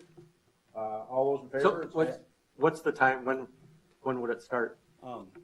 What's your time? I would anticipate it being started probably within a month to 6 weeks by the time we get all the contracts done. Length to complete? The completion date is October 15th of this year. Okay. Carl, why don't you find that out? I will. That's a good, we should have that information available. All those in favor, say aye. Aye. Opposed? Motion carried. I think now we will consider the consent agenda item that was removed, number I on the consent agenda. Request to apply for a grant through South Dakota Attorney General's Office for the acquisition of a drug dog and related equipment. Move to approve. Second. Motion second to approve item I. Any further discussion? I'm abstaining. The only reason I'm abstaining is All those in favor say aye. Aye. Opposed? Motion carried. Hearing on the proposed resolution of necessity for 100 South Main Alley for construction of base course, concrete paving, accessories, engineering fees, and miscellaneous expenses. Mr. Mayor, did we miss motor grader? Yes. Oh, I'm sorry, I did. Thank you for bringing it to my attention. Award bids for the motor grader city project 2014-23. He's back. I'm back. We received 3 bids for the motor grader. The base bid, when I put specifications together, it included a snow wing on it. After the specifications was out, we found out from Sheehan Equipment that particular wing, the manufacturer did not make one to fit a Volvo machine, which she answered. So I put on an addendum, which happened to be option 2. It's a different, just a slightly different style wing, which is completely satisfactory to us. Doesn't really matter to us. Anyways, so they bid, their base machine bid was without a wing, so that's the reason that that number is so low at 235. Not that 235 is low, but considering the other ones. But we're recommending to accept Sheehan Equipment bid with both option 1 and option 2 and the trade for a total of $161,900. Just a side note, the trade that we're offering here, we're trading in as a 1997. It's going on 18 years old. We paid, or the city paid, $148,000 for that, and we got $95,000 back out of it. It would have been a very cheap machine for the city to own. So. Move to award the bid to Sheehan Equipment for the monitoring. We have a motion and second to award the bid to Sheehan Equipment. Any further discussion? All those in favor say aye. Aye. Opposed? Motion carried.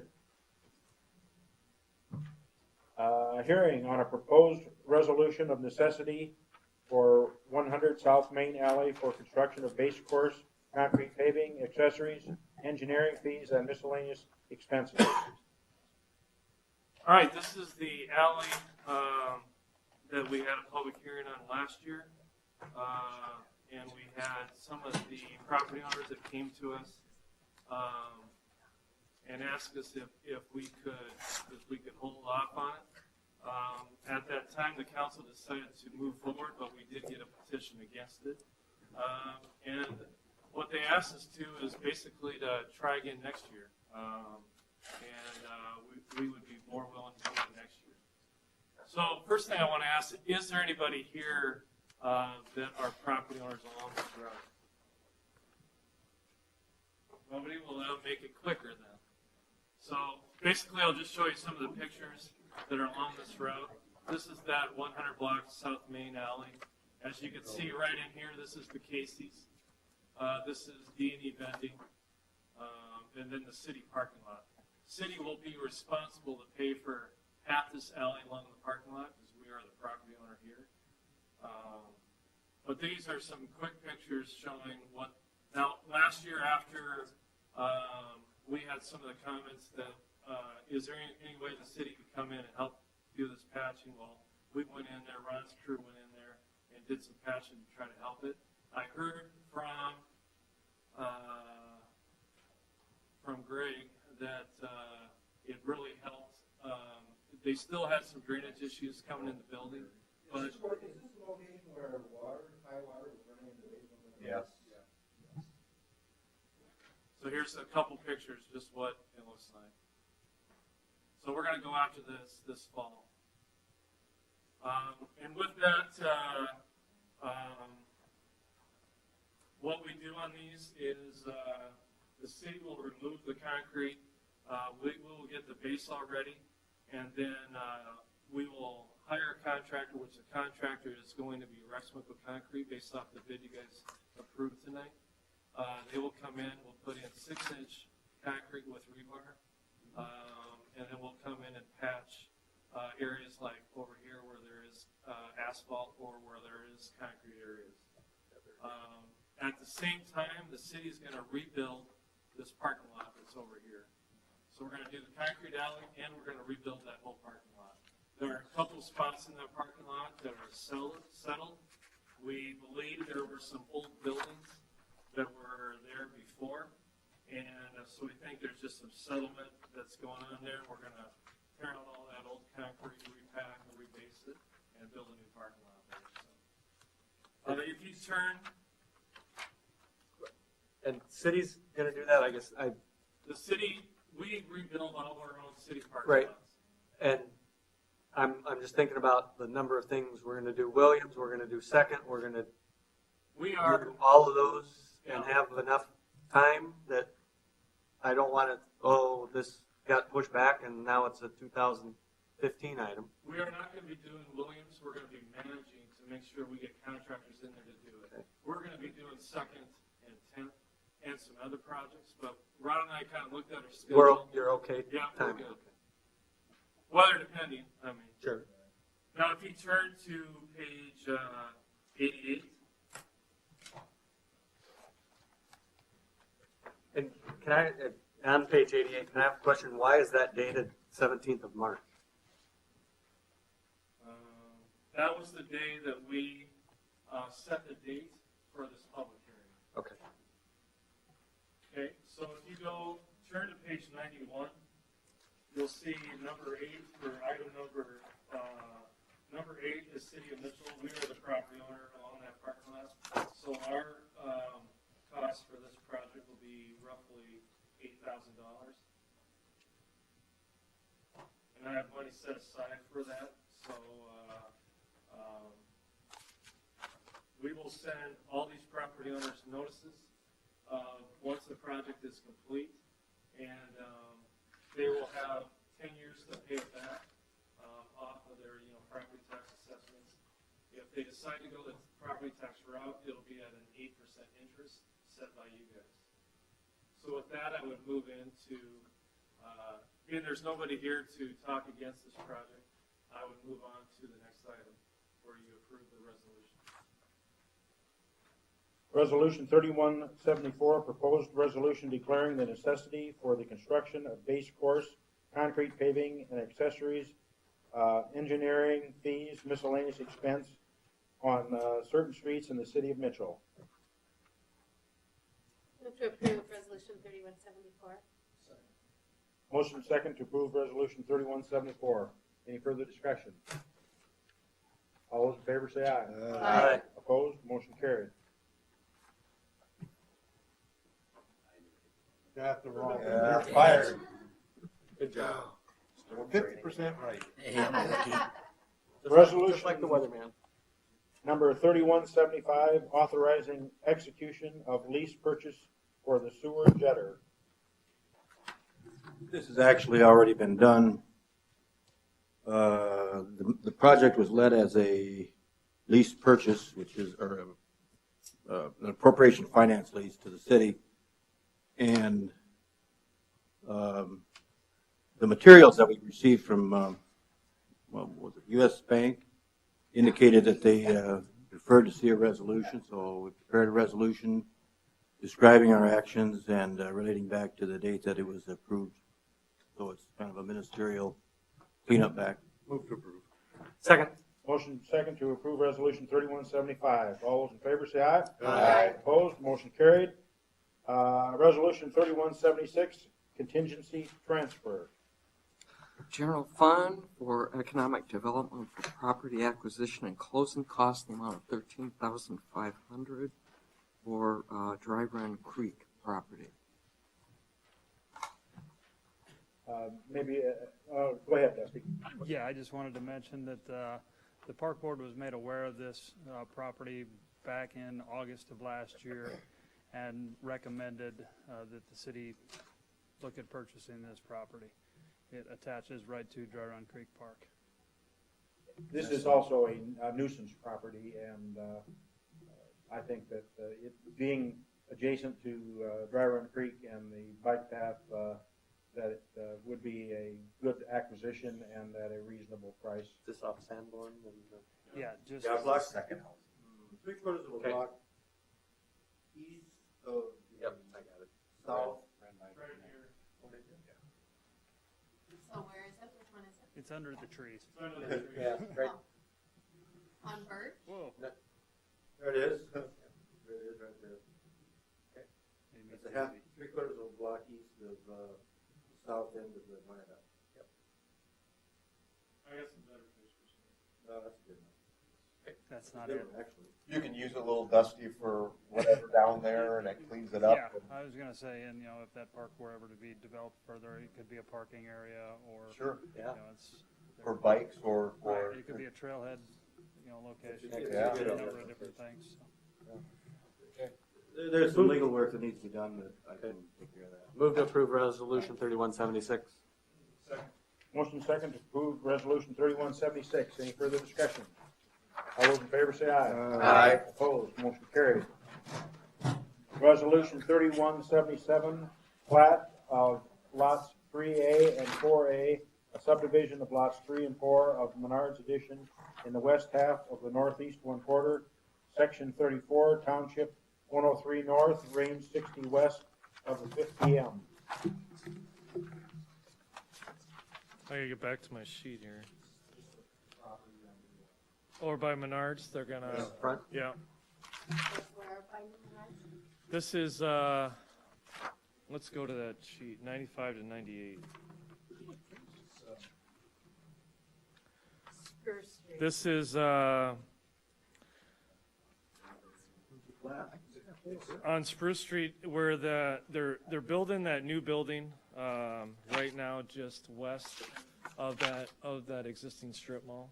And then this is just west of there, on the east side of Capitol Street, so you got Sportsman's Wash, and then this would be just east of that. All this would, yeah, east of that. All this is in front of Menards, in those outlots out there. And it has blue top. Western side of that.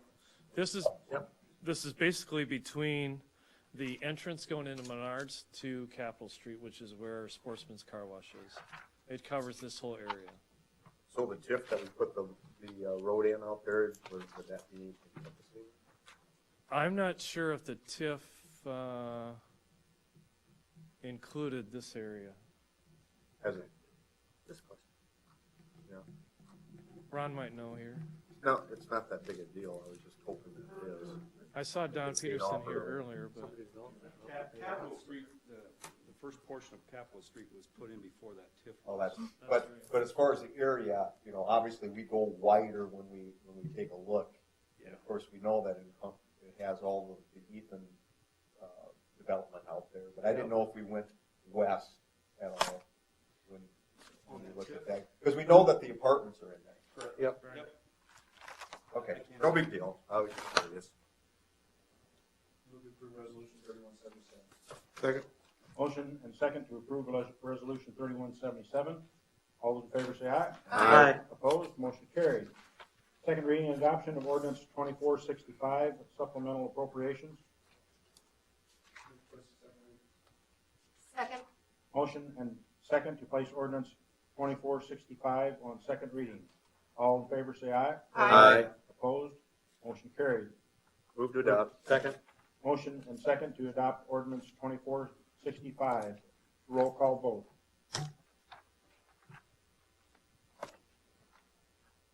Bryce, Aye. Smith, Aye. Tronis, Aye. Jerks, Aye. Dosher, Aye. Carlson. Aye. Motion carried. First reading of ordinance 2466, adding portions of certain streets for snow removal. Yeah, I think this is the way it was administered this year. I think probably you're familiar with it. I thought that we This had just- already tested. I think you directed that it be done that way, but it's not been incorporated, and this incorporates it into the ordinance. I guess on page 100, the dates would be wrong. Well, that's not impossible. It should be 4/7 today, and then second yeah. reading next There time. you go. So not 7/7. Just looks like a typo. Oh, I didn't put the dates in there. Somebody else put those in. Oh, at the bottom, Just looks first like reading it's and second. typo, yeah. I think it is. Okay. Ron, you're good? Good. Traffic committee approved this last fall, and this is the ordinance now to enact it. And how did it go as you adopted that? Didn't get I know much you had snow some this year. concerns. We only had one snow removal back in December where we had 8 inches, and I love these kind of years. Oh, we had all kinds of money left in the snow budget, right? It's looking fine. I will tell you that. I guess I haven't looked at it recently because I haven't been using it too much. So Okay. Move to place on first reading. Second. Motion second to place ordinance 2466 on first reading. All those in favor say aye. Aye. Opposed? Motion carried. First reading, ordinance 2467, repealing city ordinance prohibiting texting while driving effective July 1 of 2014. I asked Carl to draft this and place it on the agenda for tonight. And the reason I did that was because when we had our discussions regarding our city texting ban, several members of this council indicated that they were voting for it because the state didn't have a texting ban. The state does now have a texting ban. It goes into effect July 1, and I know it's not quite the same as our city ban. It's not quite as strict. That being said, I believe there was something of a consensus through this organization over the periods that we've discussed this matter that we didn't want to have a patchwork of laws across the state, and that we were more in favor of one single law across the state. And so I asked Carl to draft this up. He did a great job drafting it up. I would note there's one amendment I would make, a friendly amendment to it. It wasn't Senate Bill 142. It was House Bill 1177. Close. Yeah, something like that. That is the state law that was enacted. Don't ask me how I got that number. I have no idea now that I tried to remember it back. As the texting bans have been discussed in this state, it's been brought up several times that we don't have a law for banning texting while driving. That's not necessarily true. We have reckless driving and careless driving statutes in this state that ban reckless driving and careless driving, and prosecutors have been successful in prosecuting texting while driving cases under those laws. Nevertheless, there was some logic thrown about, and frankly, I can't deny the logic of it, that if you don't specifically ban a certain thing, then people don't believe it's banned. And so there was this fight to put texting bans on the books, and they are now on the books. And I don't think it really necessarily matters whether it's a primary or a secondary offense. If you look at seatbelts is a secondary offense, but I think having that law in place has helped to change the culture of the drivers in this state, and I think most drivers that I see wear their seatbelts now. And so I think it doesn't necessarily matter that the state law is a secondary offense as opposed to our law. The other concern we have was brought up by Bob Mercer, a journalist who had an editorial in our paper earlier in March, if I remember correctly. And he noted that there is a potential for lawsuits and there's a potential for some legal actions for those cities who decide to keep their texting ban, even though the state legislature decided that it would be okay if they did. And I find some merit in that concern. And I think if we keep our texting ban past July 1, we could be potentially looking at an expensive court fight. It's an expensive court fight that could go on for quite a period of time and could cost us a lot of money. And so with that all in mind, I propose ordinance 2467 to the council, and I'd ask the council to place it on first reading. After hearing what Mr. Carlson has said, to begin with, I was totally with him. I have been contacted by a few individuals, and some of the cities within the state, they're going to still push for strengthening what law is on the books. I know Rapid City has had it before their council, and the whole thing is that if we start backing down now, the state will not take another look at it. And it kind of made sense that, I understand I don't want to be the one that's funding the litigation. However, I also don't want to be the person that has backed down and said, okay, state's got it, we're fine with it, because I'm not fine with it.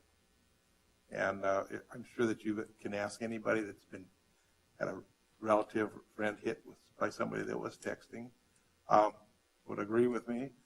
So I respectfully, I would vote to maintain our texting ban. I would have to agree. I think the fear of litigation over potential safety doesn't apply. A straight ban on texting is pretty evident to the public servants and the police officers. They see it, they do it. Kind of with you, Randy, that telling someone that, oh, we didn't catch him, but they had the accident anyway, just isn't a good excuse. We're allowed to do it. We should. You guys made that decision several months ago. I think it's a good decision.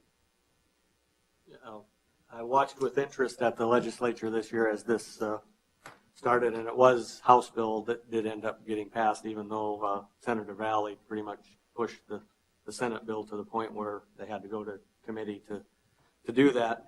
And I think back to last year when we sat here and there wasn't a state bill, and we said, really the only reason we're doing this, or one of the reasons we're doing this, is to promote safety and to get, because there isn't a statewide ban. Well, I kind of watched the legislature and was almost be careful what you wish for, because they put a statewide ban in, and then we sat back and went, oh, but that's not the statewide ban we want.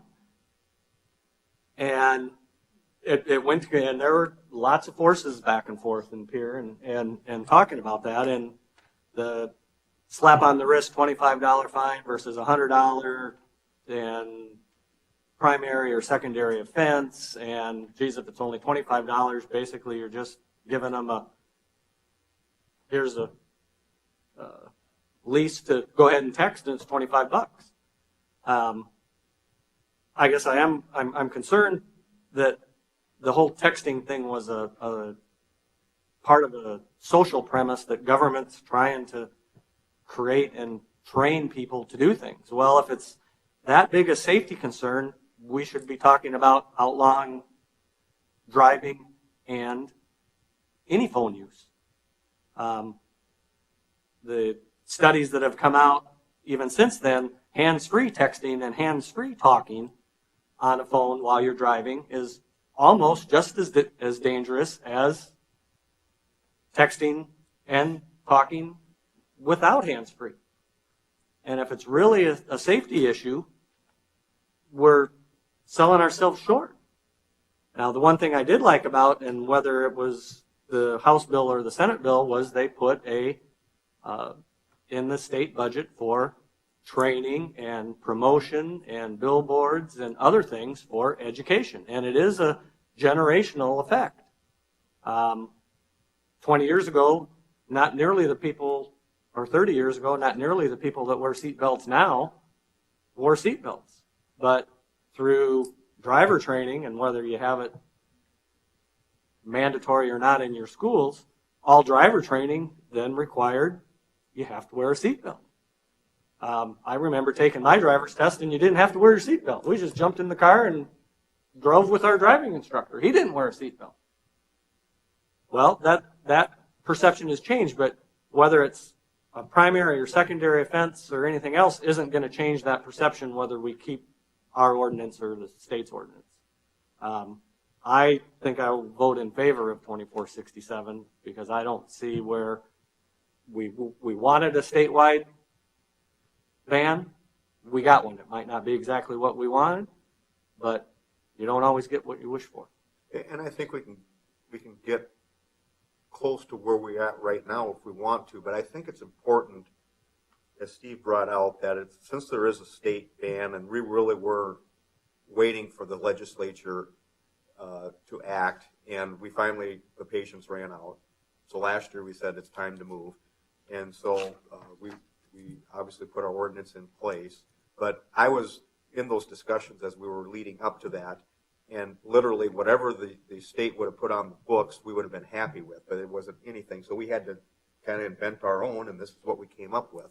Well, Herons is different, and Brookings is different, and Sioux Falls is different. And now, I really truly believe that if we want to deviate, I did get a chance to visit with Senator Valley today, and he said the passage of the bill was such that it really gave the ability of the cities to add to, if they wanted to, their own little twists, and obviously Mr. Valley is in favor of primary versus secondary, and he highly encourages that.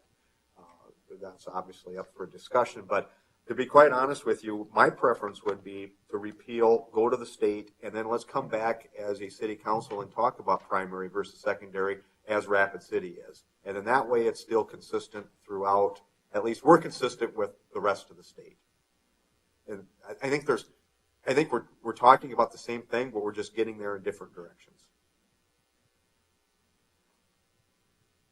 And I think that Senator Valley would be the first to say that occasionally there's compromise that needs to be made, and I think that there's something to be said for acknowledging what the state legislature did in an effort to pass this on a statewide basis. I think I'd be in favor of repealing as well, and then I like the idea of revisiting the primary versus secondary, because that was the portion of the House Bill 1177 that I disliked, was that they took out that primary offense and made it a secondary offense, so I think that's a good idea. Be in favor of that as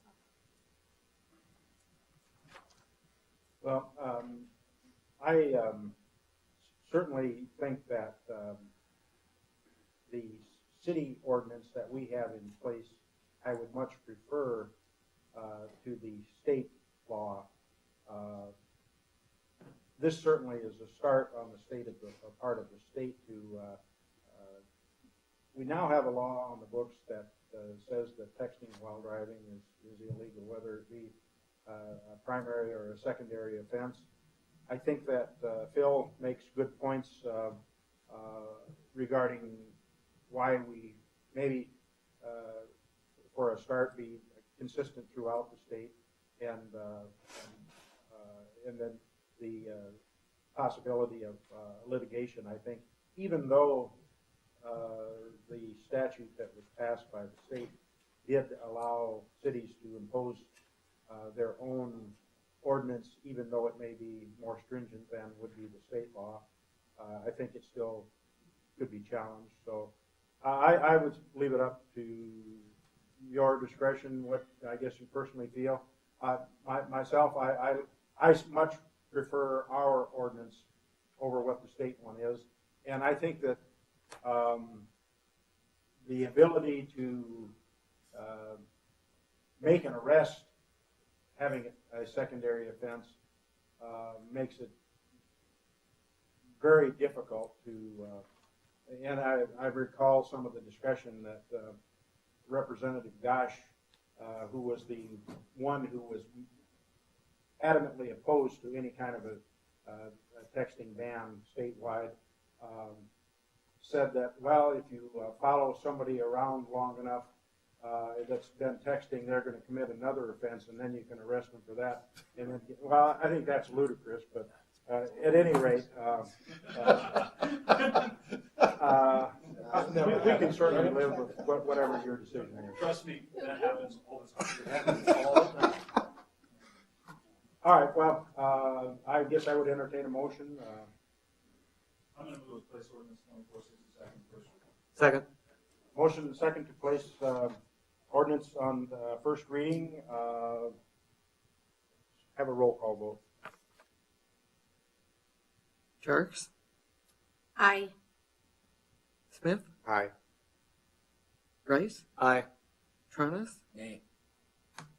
Carlson? Aye. Gosher? Nay. 4 yes and 2 no. Okay. Ordinance 2467 has been placed on first reading. First reading for ordinance 2468, creating a position of city administrator as an appointed officer. I put this on just for the sake of, I guess, going back and addressing what our options are. It is not with the intent to circumvent the wishes of the council. I certainly got the message when it was up for discussion, and it directed the city to create the position of a city administrator and to hire that individual. And I did a considerable amount of research and got some legal advice as to what our options were regarding the appointment or the hiring of the position. If the position is one that is created by appointment, as are the department heads, they then would serve at the pleasure of the mayor, and again would be an appointed position. In doing so, then it falls under the creation of the city ordinance. The other option then being is that you would hire the individual, and they then would not necessarily serve at the pleasure of the mayor, in that they would not go before the mayor on an annual basis to be reappointed. They would be hired and not necessarily serve at the pleasure of the mayor. It was my preference, not because of ordinance or anything, just in how the position would be structured, that I thought that the way that it should be would be similar to that of a department head, in that they would serve at the pleasure of the mayor, and that they would be appointed by the mayor. And my reasoning behind that is that I think that we're certainly going to have a change of mayors whenever that might be, and I think that it's important that the mayor have the latitude to make that appointment or confirm it or do whatever. I think that the position is one that is going to be directed primarily by the mayor, and whether the duties that the city administrator might perform are going to be tied closely to that of the mayor. If the people should not like what's being done by the city and or the city administrator and by the direction of the mayor, then I think that any mayor should have that option to choose whom serves in that position. And we had some discussions regarding what authority that the mayor may have in not retaining the individual if in fact they were hired rather than appointed, being an at-will state, and gotten some, I guess, maybe some a little bit conflicting information on that. We are in a dual state, and that an individual can be terminated. Some of the thought, and whether it's right or whether it's wrong, I guess I leave that up to you. But in the information that was related to me, that if it was in the private sector, that termination of an employee is being at will state is common and not normally challenged.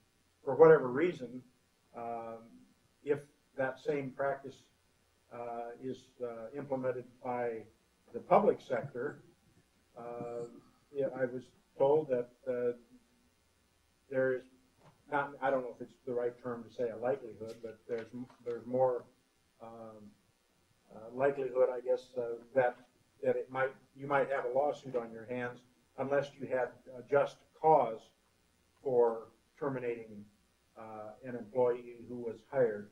Whether that's correct or not, I guess I don't know. I can answer that definitively, Your Honor, that the City of Mitchell has a personnel policy manual, which is considered equivalent of a contract. Any company that has a personnel policy manual, that applies to the same.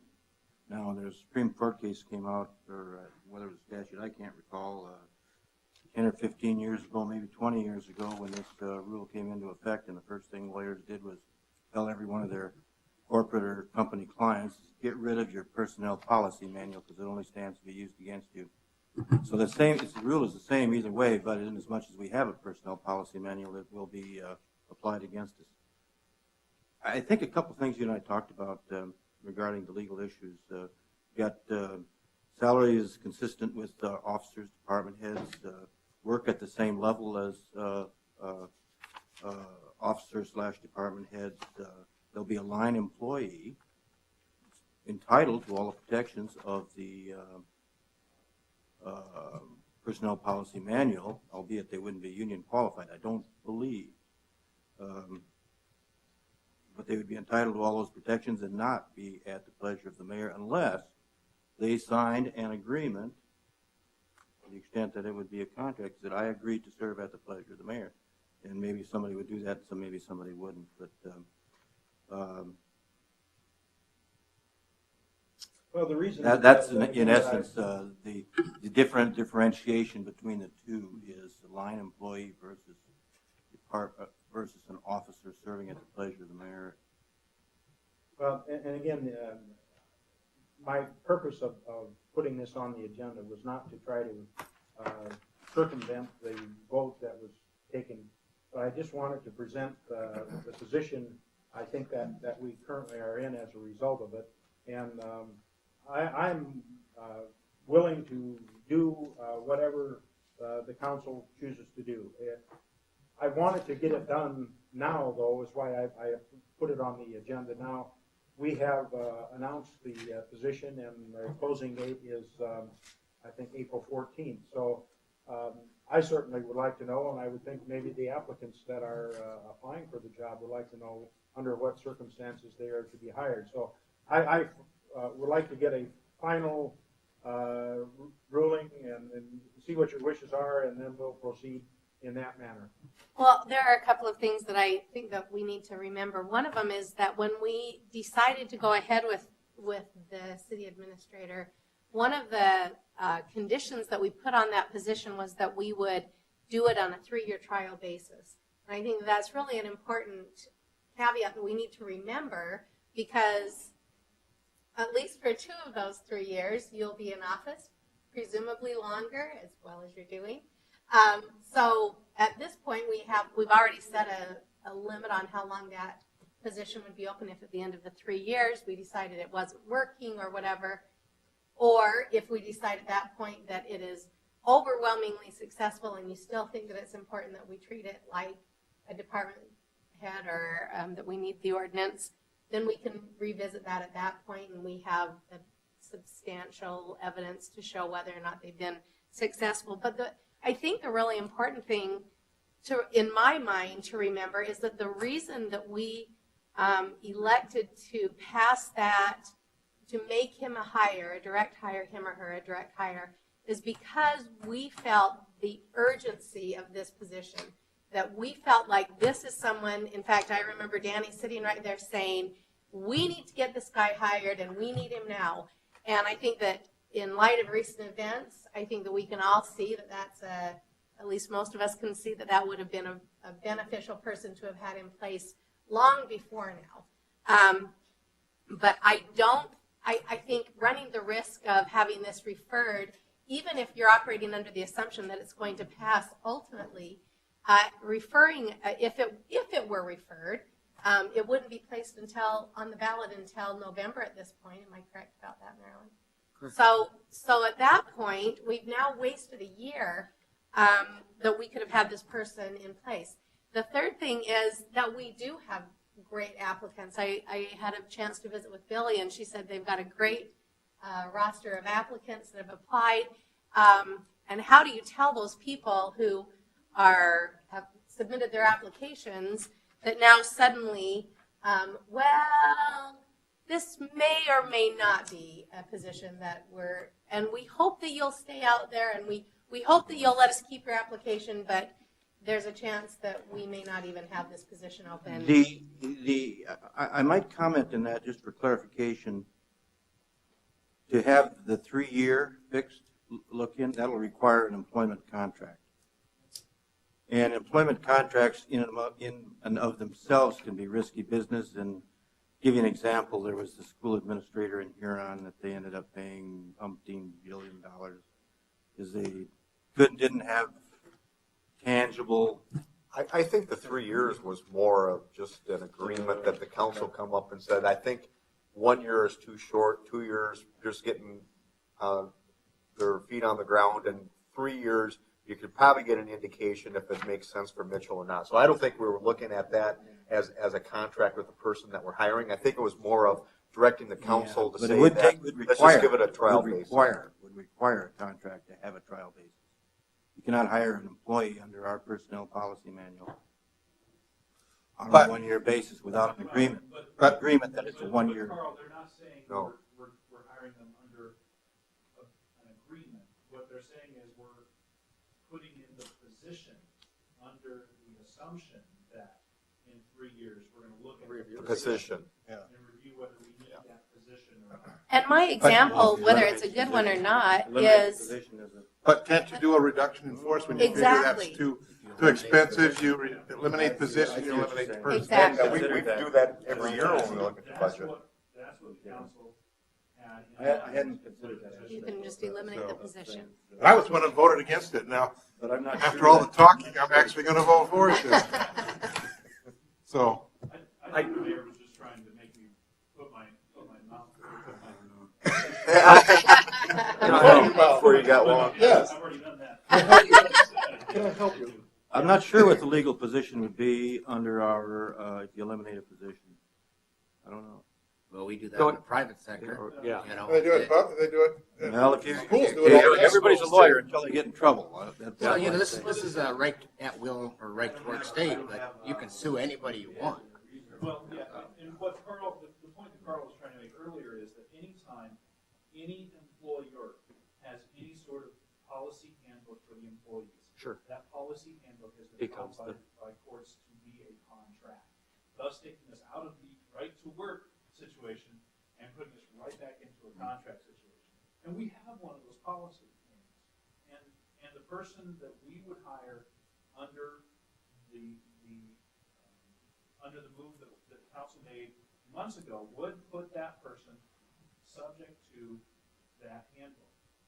And so the argument that we're right to work and we just willy-nilly terminate them if we decide it's not going to work, it doesn't fly, unfortunately, in this case. But We need to be does aware of that. Did the city willy-nilly fire people? I don't No, think they do. think we do. I don't think we do. But you can eliminate a position. Yeah, I think you can eliminate a position.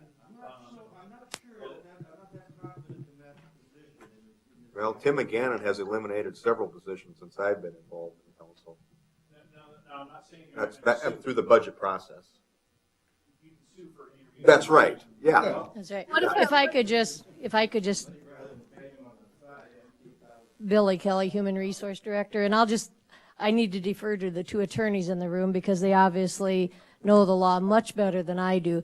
I just want to clarify that our personnel policy manual from 2005, in the very first page, it says this is not to be interpreted as a contract of employment, and that probably doesn't hold up in a court of law. Exactly. Also, we have 3 union contracts, and there's not a position in the city that's union eligible that we would not make sure we had just cause for. It's outlined in the union contracts. Whether or not that would apply to one of the highest level positions in the city, we don't know. And Susan, as far as the 3-year trial basis, you know, what's worse, if you're an applicant, and we do have some good applicants, and we hope to get a lot more good applicants, we're taking them until the 14th. As an applicant, would you like to know you were walking into a situation that was going to be reevaluated in 3 years? It's just a test position? Or would you say, I'm confident enough that if I am doing a good job, I'm going to, you may have a city administrator who stays 10 or 15 years. If somebody moves a family here or whatever, you may have somebody who lasts 6 months.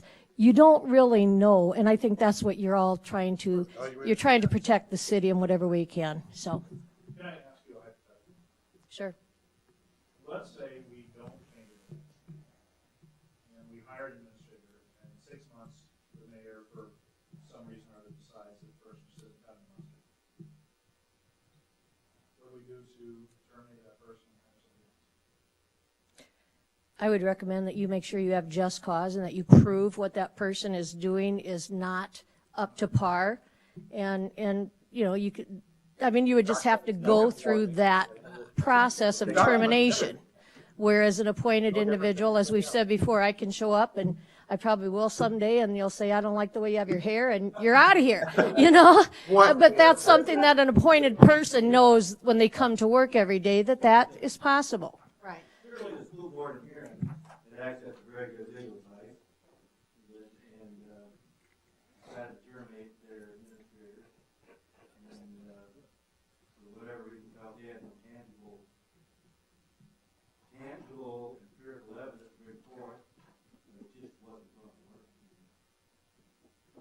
And my last point will just be that the fact is, in our research, Mitchell is the only city that we know of that it's considering hiring a city administrator. Other city administrators are appointed. However, both situations are legal. You can do whatever you choose to do. It just depends on what what you want for the city of Mitchell. And I guess the comment that I have is when we voted previous to make this not what this ordinance is, part of my thinking was that I didn't want them as a department head to be in that group because I wanted a separate person that could be outside of that group. And Susan alluded to, and that was before recent things came to light, that I really wish we would have had somebody outside the loop that could have been doing that reporting and those types of things. The other part I have on this is, and I don't want to throw the baby out with the bathwater, but I'm not in favor of this at all, but I want to talk about the duties of the city administrator. So if this gets turned down or doesn't even get motioned, I don't know what's going to happen. When can we talk about the duties that are outlined for the city administrator in here? Well, that's been a discussion outside the council for quite a while, so sooner the better. My only response regarding the appointment would be similar in nature, only that it would be appointed as would be a department head. The duties and responsibility, it would be my vision that the city administrator is going to provide supervision over the department head. So he's certainly not going to be a peer or at the same level. The only similarity is going to be that they both are appointed and both serve at the pleasure of the mayor. They are not going to be on equal status. If I can just say too that we couldn't advertise this position until we had the job description. There is a job description. It's in my office. It's on the website. It's been approved by the mayor, and it's official. And then this is an ordinance that Carl has drawn up that part of the job description was taken out of. And again, it's the difference between the manager and the administrator, and the job description clarifies that, and so does Carl's ordinance. I am torn because I did vote against this to begin with. And then with what happened at the Quorum Palace, I've changed my mind. And I think we do need a city administrator. And I remember distinctly feeling at the time that we voted on this that perhaps we had voted the wrong way.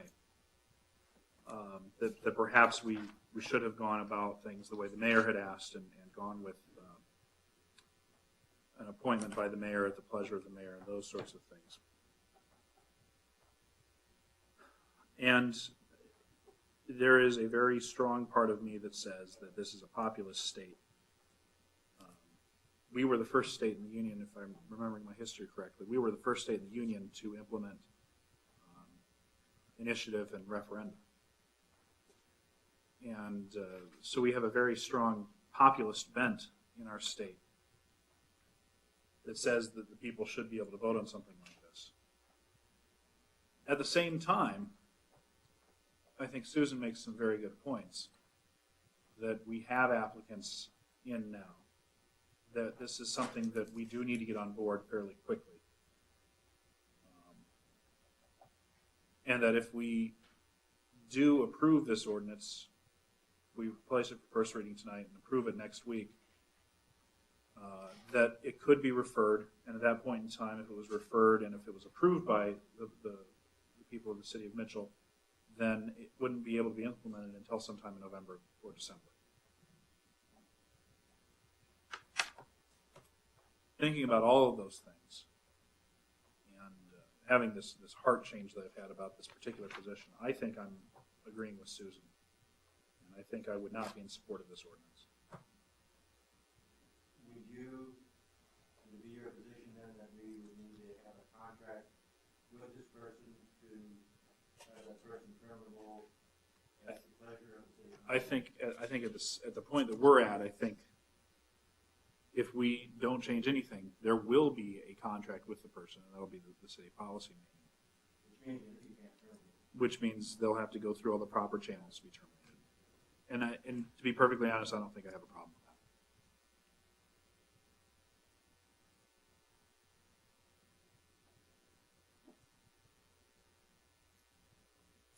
Being, unless anyone has any further comments, I would entertain a motion.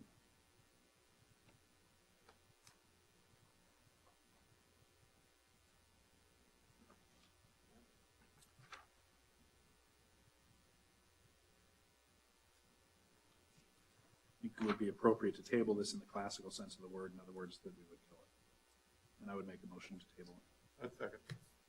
You made a motion to Table it.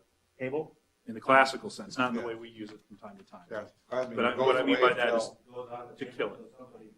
Brings it back. Okay. And you second? Yes. We have a motion second to table, ordinance 2465, or 68, excuse me. All those in favor say aye. Aye. Opposed? Motion carried. First reading of ordinance 2469, supplemental appropriations. On page 105, to enterprise funds, wastewater treatment, the amount of $17,000 for pump repairs. This will be funded from sewer fund cash balance. And to the sanitation fund for landfill, $45,000 for landfill cell construction from the sanitation fund. And these are within expected expenditures for this year, or something came up and we've got to use some of our cash, or? I budgeted $75,000 last For year your- for engineering and $1 million for the project. Project, this yeah, year. it came in, yep. So, with those two contracts, I'm gonna be $45,000 Short. short. Okay. Okay. And the pumps are, If Did you we talk recall, about this we before? replaced, Fixing them and then buying new ones. yes, we Yeah. replaced one pump, rebuilt it, went from 2,100 gallons a minute to Yep. 2,800 gallons a minute. Good. Now we got a deal on the table where we can buy a new pump for probably like a couple $100 less than rebuilding one. Really? okay. This probably will be a one-time deal, let me add, because I was informed the next time we go, it's Yeah. probably gonna be cheaper to rebuild it. So I will be coming back probably during budget time for money to rebuild the third and final pump. I don't want to get supplemental, but I would motion to put this on second reading, our first reading. Second. Motion second to place ordinance 2469 on first reading. Any further discussion? All those in favor say aye. Aye. Opposed? Motion carried. First reading of ordinance 2470, amending Title III, Chapter 1 of the Mitchell City Code by changing the time for appointment of persons to board, commissions, and standing committees of the city. And this, I brought up at previous meetings, that when we elected our mayor and council in April, then the new officers normally took place in May. And this, I think, moves it to July to coincide with the time that the new mayor and/or council members are all taken. So it's really just a housekeeping type thing to I think, coincide with the election of the officers. So really, this is the result, and we talked about it at the end of last budget timing last year of, this was the mismatch of Yep. all the people and that type of stuff. And so then this just puts in that July, Yes. approximately. Trying to get to make it uniform. And Uh, as we go through, and, because some of them still have some weird months when they'll come off, as that flows through, it'll all go to July, start, stop in years, okay. And for the newer members, we used to elect in April, and then Maryland asked the county, they always have their election, and school board, it was in June. So is there any reason why we shouldn't put it all together? And the county was gracious enough to allow that. And so they're very used to running elections, and so that's why we moved it, and that was probably 3-4 years ago, was it, Maryland? Something to that effect? Yeah. Put it on first reading. Motion second to place ordinance 2470 on first reading. Any further discussion? All those in favor say aye. Aye. Opposed? Motion carried. Consider approval of authorized finance officer to transfer $80,000 of unrestricted cash assets to the Mitchell Regional Landfill Closure, Post-Closure Reserve Fund.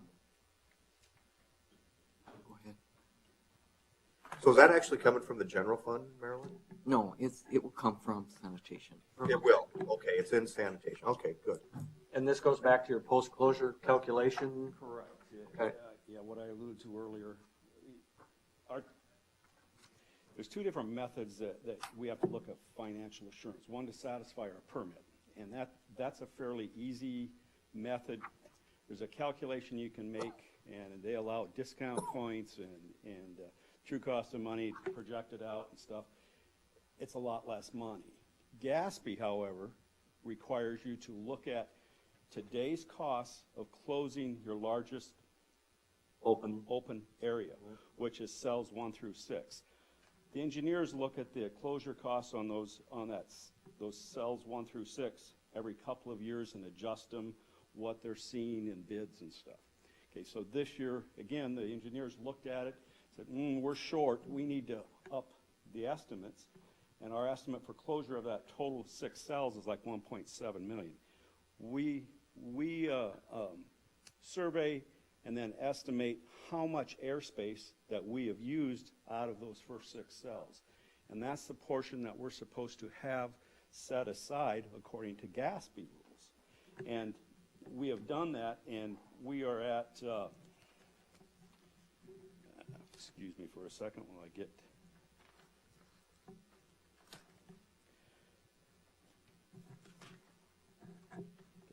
my right tab here.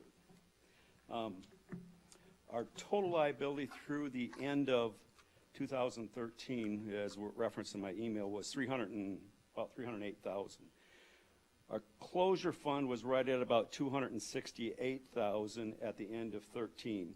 So in other words, we're about $40,000 short.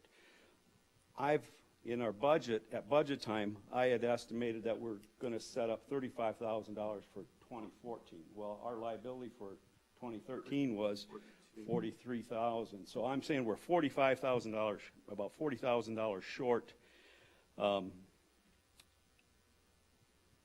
I'm saying that these are all based on estimates, right? And they can change. I think it would be wise probably to throw another $50,000 in there, just so we have a cushion to maybe we can stabilize. So you want to move money to cover the 2013 and a projection of what you think you might be short on 2014 based on a $35,000 Yes. current budget estimate. And then Marilyn suggested we throw another $50,000 in there just so we have a Just little bit of because cushion. for the last 2 years, we've been short. short because of their Are estimates. closure costs escalating year over year as you're getting back estimates, or if they are, do we know what's driving?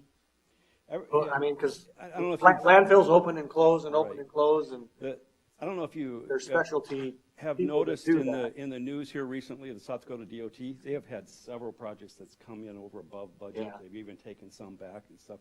So I think right Lot of now them you're rapid seeing a little bit of an inflation in construction costs right at the moment. When that's going to stabilize, I don't have that good of a crystal Okay. ball. Okay.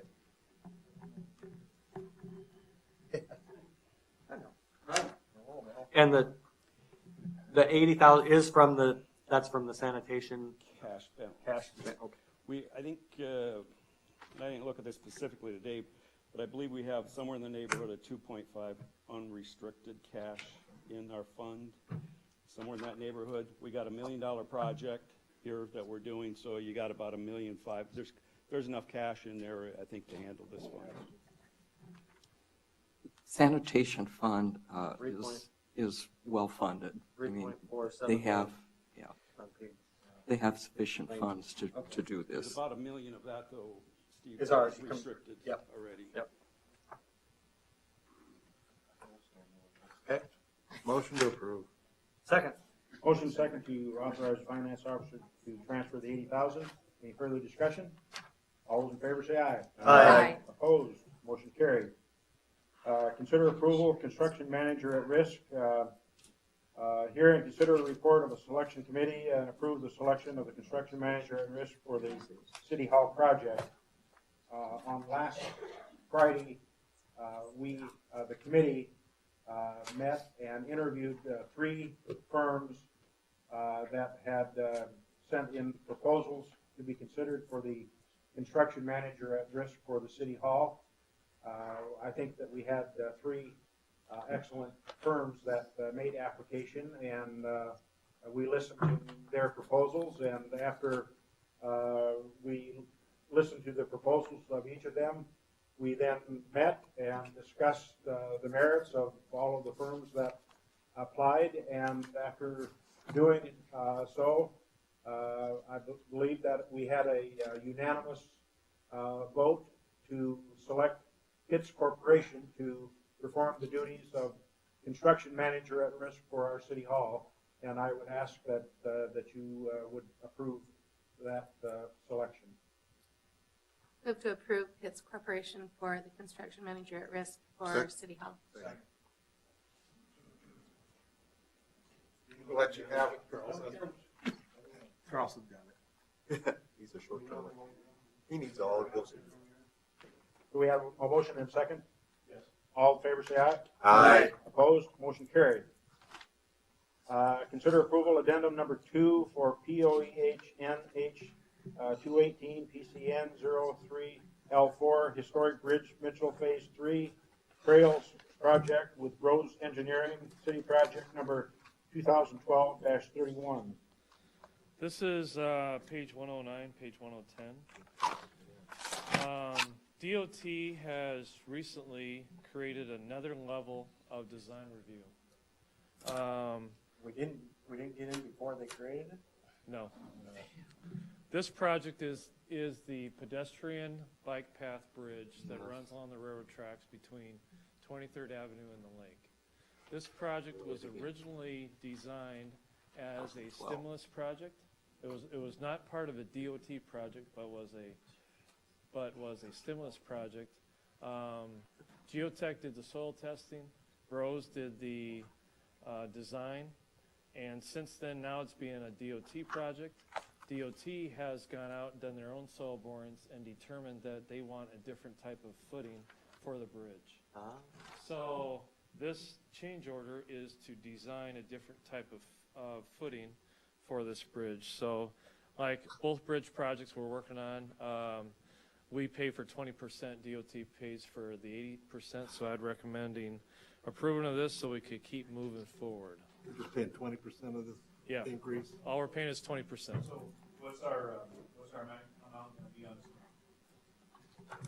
It'd be, let's see, 20% of, a maximum limiting would be the 9,000. If it goes that far, depending on how much design they would be, so it'd be 20% of 9, so roughly, 1,800.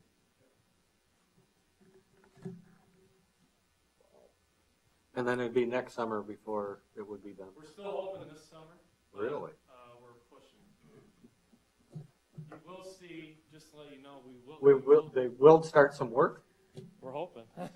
You will see another addendum on the other bridge that I'm going to bring back, that I'm going to bring to the next meeting. But we will have an addendum on our West End Bridge that we caught when we're doing final reviews. So. Move to approve. Motion and second to approve addendum number 2. Any further discussion? All those in favor say aye. Aye. Opposed? Motion carried. And now we will consider the addendum. Cancellation of the bid letting and bid opening on the Corn Palace project previously set by City Council for April 9th, 2014 at 1:30 p.m. I'll just briefly make a comment, and then I think Terry can fill in, and the architect is here as well. But I think basically what it came down to, that we started receiving information from those who were considering bidding on the project, that the timeline and completion date that we had for the exterior as well as the interior work was to be completed by Corn Palace Festival Week, which is about the 15th of August. And that seemed to be a rather short time frame in which to accomplish all of the work that needed to be done. And if, in fact, they were going to try to accomplish that, they may have to work 7 days a week and maybe 10, 12 hours a day, resulting in an inordinate amount of overtime, which would drive the bid up to an excessively high level. And so we've consulted the architect representative is here. Terry, if you want to expound on that, and Eric, have at it. Basically, the last 3 weeks, I've been working with contractors that are interested on bidding on the project. A lot of questions. They've all been great questions. A lot of the questions are, how are we going to do this? How are we going to do that with taking out concrete steps, different things. Really not hardly any changes with the plans. Plans have been great. It's just how is the contractor going to get in and try to do a lot of this work. Some of the question too is, like the mayor said, is the timeline that was originally set by our Cornpals director. This is when he wanted the project done and things like that. When I got involved with this with the mayor, I started looking at this project and I was the same way. I was like, I don't know how this can get done in time. No possible way. We usually give contractors about a month's review time to do these plans. Well, a project like this, you have a fair amount of work that is done with subcontractors, trying to get a demo team, trying to get a mechanical team in, trying to get a plumbing team in, trying to get sheetrock, different people like that. Those people weren't able to get everything put together in order to submit a bid on Wednesday. So on last Thursday, they came to me, which we were still within our 5-day window to kind of let contractors know of, hey, we have a concern here. And what I'm doing here is I am looking out for the city. So whatever that I hear of concerns or things like that, and if we're going to get ready for a bid, I am here for this project. I am here for you guys. I am here to do the best thing for the city. So I heard that there were some contractors that were not able to, in order to put in a bid for the project, okay? Some of these were out-of-town contractors, some are local contractors. So what I did is we talked to the mayor, talked to Carl, and talked to Marilyn. We sent just a notice out to all the contractors that were interested that pending the city council decision on Monday night, we may be moving back the bid date to give you guys more time. And it also tinges on moving back that total construction date, okay? We have had several contractors return plans, and I have contacted those contractors and asked you, well, why are you returning plans? There's just not enough time. So we feel that in order to give this project the best amount of time and to get our best price, we need to extend that date, okay? Now, we've re-looked at plans, looked at schedule, had a contractor that was looking at the project give me a rough idea for schedule. Now, the rough idea for schedule we were looking at is right around the 1st of April of next year, okay? That really extends our project date, but it's going to open it up to contractors that might have just tossed the plans aside because they said, there is no way we're going to be able to make this work. Now, some of the concerns are we not going to be able to use the lobby throughout this whole time? So what we have discussed and what we're going to require the contractor to do is they will give us a project schedule at the time they submit our bid. And we're also going to ask them to give us a closure of Main Street for the entire work of this bid that's part of their project schedule. That way we could see what their schedule is and what their schedule is closing Main Street. It might be a majority of this time or it might not be, so we just want to gauge that. Right around the end of August, right around August 15th is what we're going to do, is we are going to tell the contractor they need to move out of Main Street and we need to open up both sides of the bathrooms and still come in the south doors during that Corn Palace week. So when we're having events like shows and stuff for Corn Palace week, both bathrooms will be open, both concessions will be open, and the south doors will be your access point, okay? And then after the contract, and then we will move all of our equipment off of Main Street during that week of the Corn Palace week, okay? We talked about leaving contractors stay there on Main Street, but there's already been spots filled up for Main Street for the food vendors to where we don't want to push them away because they're paid off a spot, and we don't want to change that whole scenario. Then we would get back in, and what we're looking at doing is by the end of October, say November sometime, hopefully we could try to get the contractor to at least have the ticket booth open and the one furthest south doors open to where we could use the doors coming off Main Street. But we won't know until I think what we need to do is have a project schedule, keep the deadline open till April 1st. We actually put in the addendum to have the bid opening on the 30th. After looking at it and adding some notes and stuff in the plans and give all these contractors another fresh look at this, we would like to change that bid date to May 14th of 2014. What we will do is we will have another pre-bid meeting, which we had a week after we advertised bids, and have all the contractors come in again and go through the project. Some might not come because they've already been here once. The other thing we're looking at is how to handle the temporary ticket booth. Some thoughts are we would use basically the conference room behind here, or maybe the ACT building. But we wanted something that would be joined on the Corn Palace. Now with us extending the date, we might have to just build a temporary shed or structure on 6th Street right before they come in the doors to enter into the Corn Palace.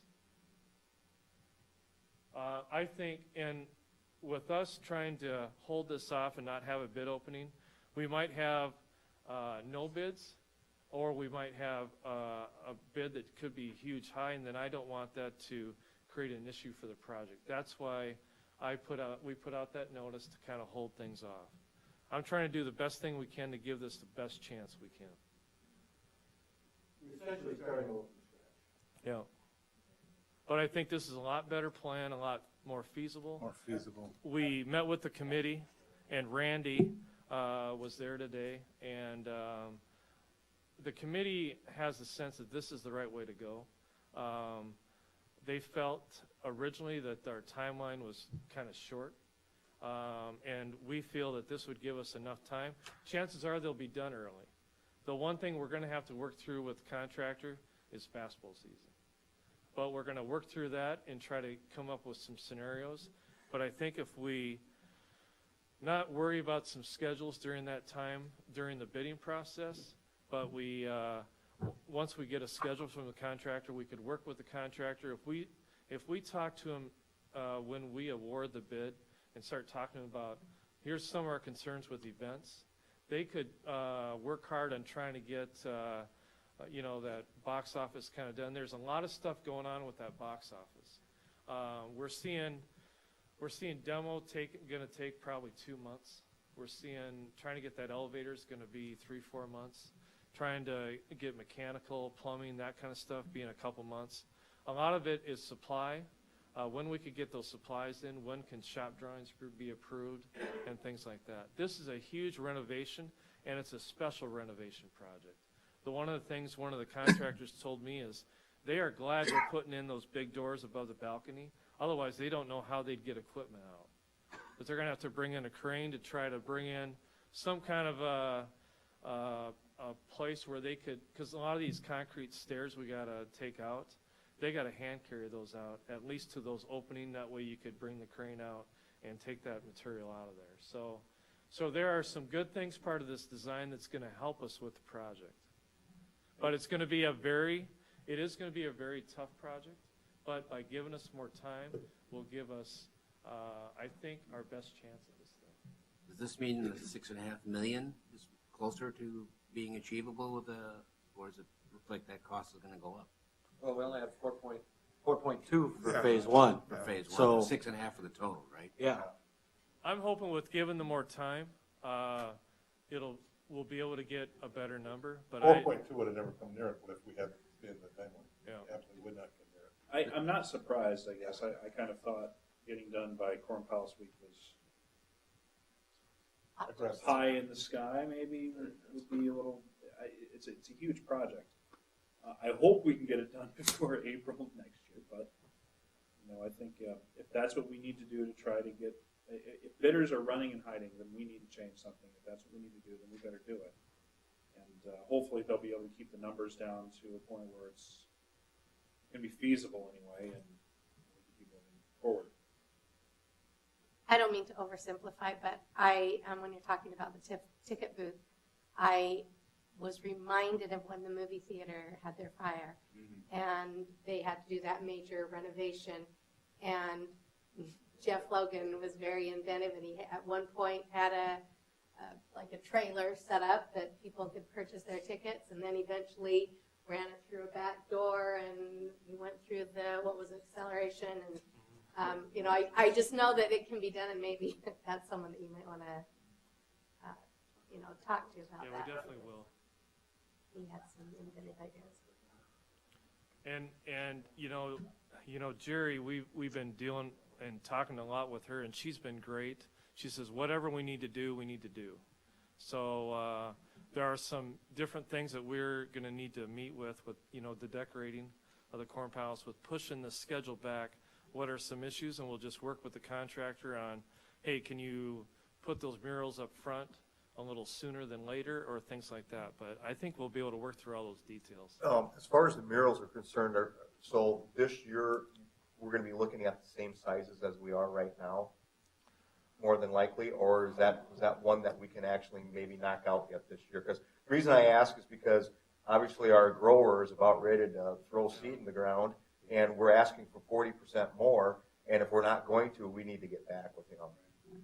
Right.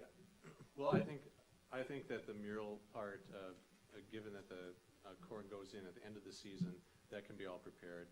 There's a little offset in the fact that we're taking out the 3 center arched pieces. There'll be a little less corn there. Oh, sure. Offsets a little bit. Yeah. But yeah, preparation should be made. I think that's attainable. Okay. That's good. And in fact, the Corn Palace Committee is counting on that. Yeah. Right. I guess I would move that we cancel the bid letting, or bid opening. And can we amend? And we set it for the May 14th. And restate it for May 14th. Second the motion. You want them separate, probably? You want separate motions or all in one? What, Carl? Can they be I all put in it in both. I put both in Put it one. in all in one. Okay. We have a motion to set the date. May Cancel the bid and set the date of May May 14th. 14th, okay. And change the, I did, Yeah. that was the He- first he part of the motioned. vote. Close, Canceled cancel the current and move the date to May 14th. okay, that would be the motion, You want to make sure it's okay. okay? Any further discussion? Do we need to add anything in there for the extension of the project time? We don't have. I don't. Project. No, that comes That'll out. be in his. That'll be in the Yeah, specification. that'll be in his. Yeah. Okay. Yeah, we don't have. Yeah, we never approved the current one, did we? Yeah. It'll be the same, but No. it'll be different, which means it's No. We would have approved the current one if we would have gone forward with Say it. we have consensus that that's a good plan to. Didn't. I mean, it does go to the council. We want the council to be on board to go for the extended So we're time. good with April. But, We've got to vote on it still, but yeah. in other words, our current, just think of it as a proceeding. We had a proceeding going. That proceeding is not going to work, so we're terminating that proceeding, we're starting a new proceeding. Okay, we have a motion and a second to set the date of May 14th, 2014, to receive and consider bids for Corn Palace renovation project 2013-12. Any further discussion? All those in favor say aye. Aye. Opposed? Motion carried. I think the description regarding, new pre-bid meeting, whether it's on number one, new bid package, Resolution 3178, affirming city council approval of assignment of tax credits for the Mitchell Housing Commission. A couple meetings ago, during the public input portion, it was brought to our attention that Amtech, I believe is the name of the firm, was applying for some grants to do some work on Meadowlawn Plaza.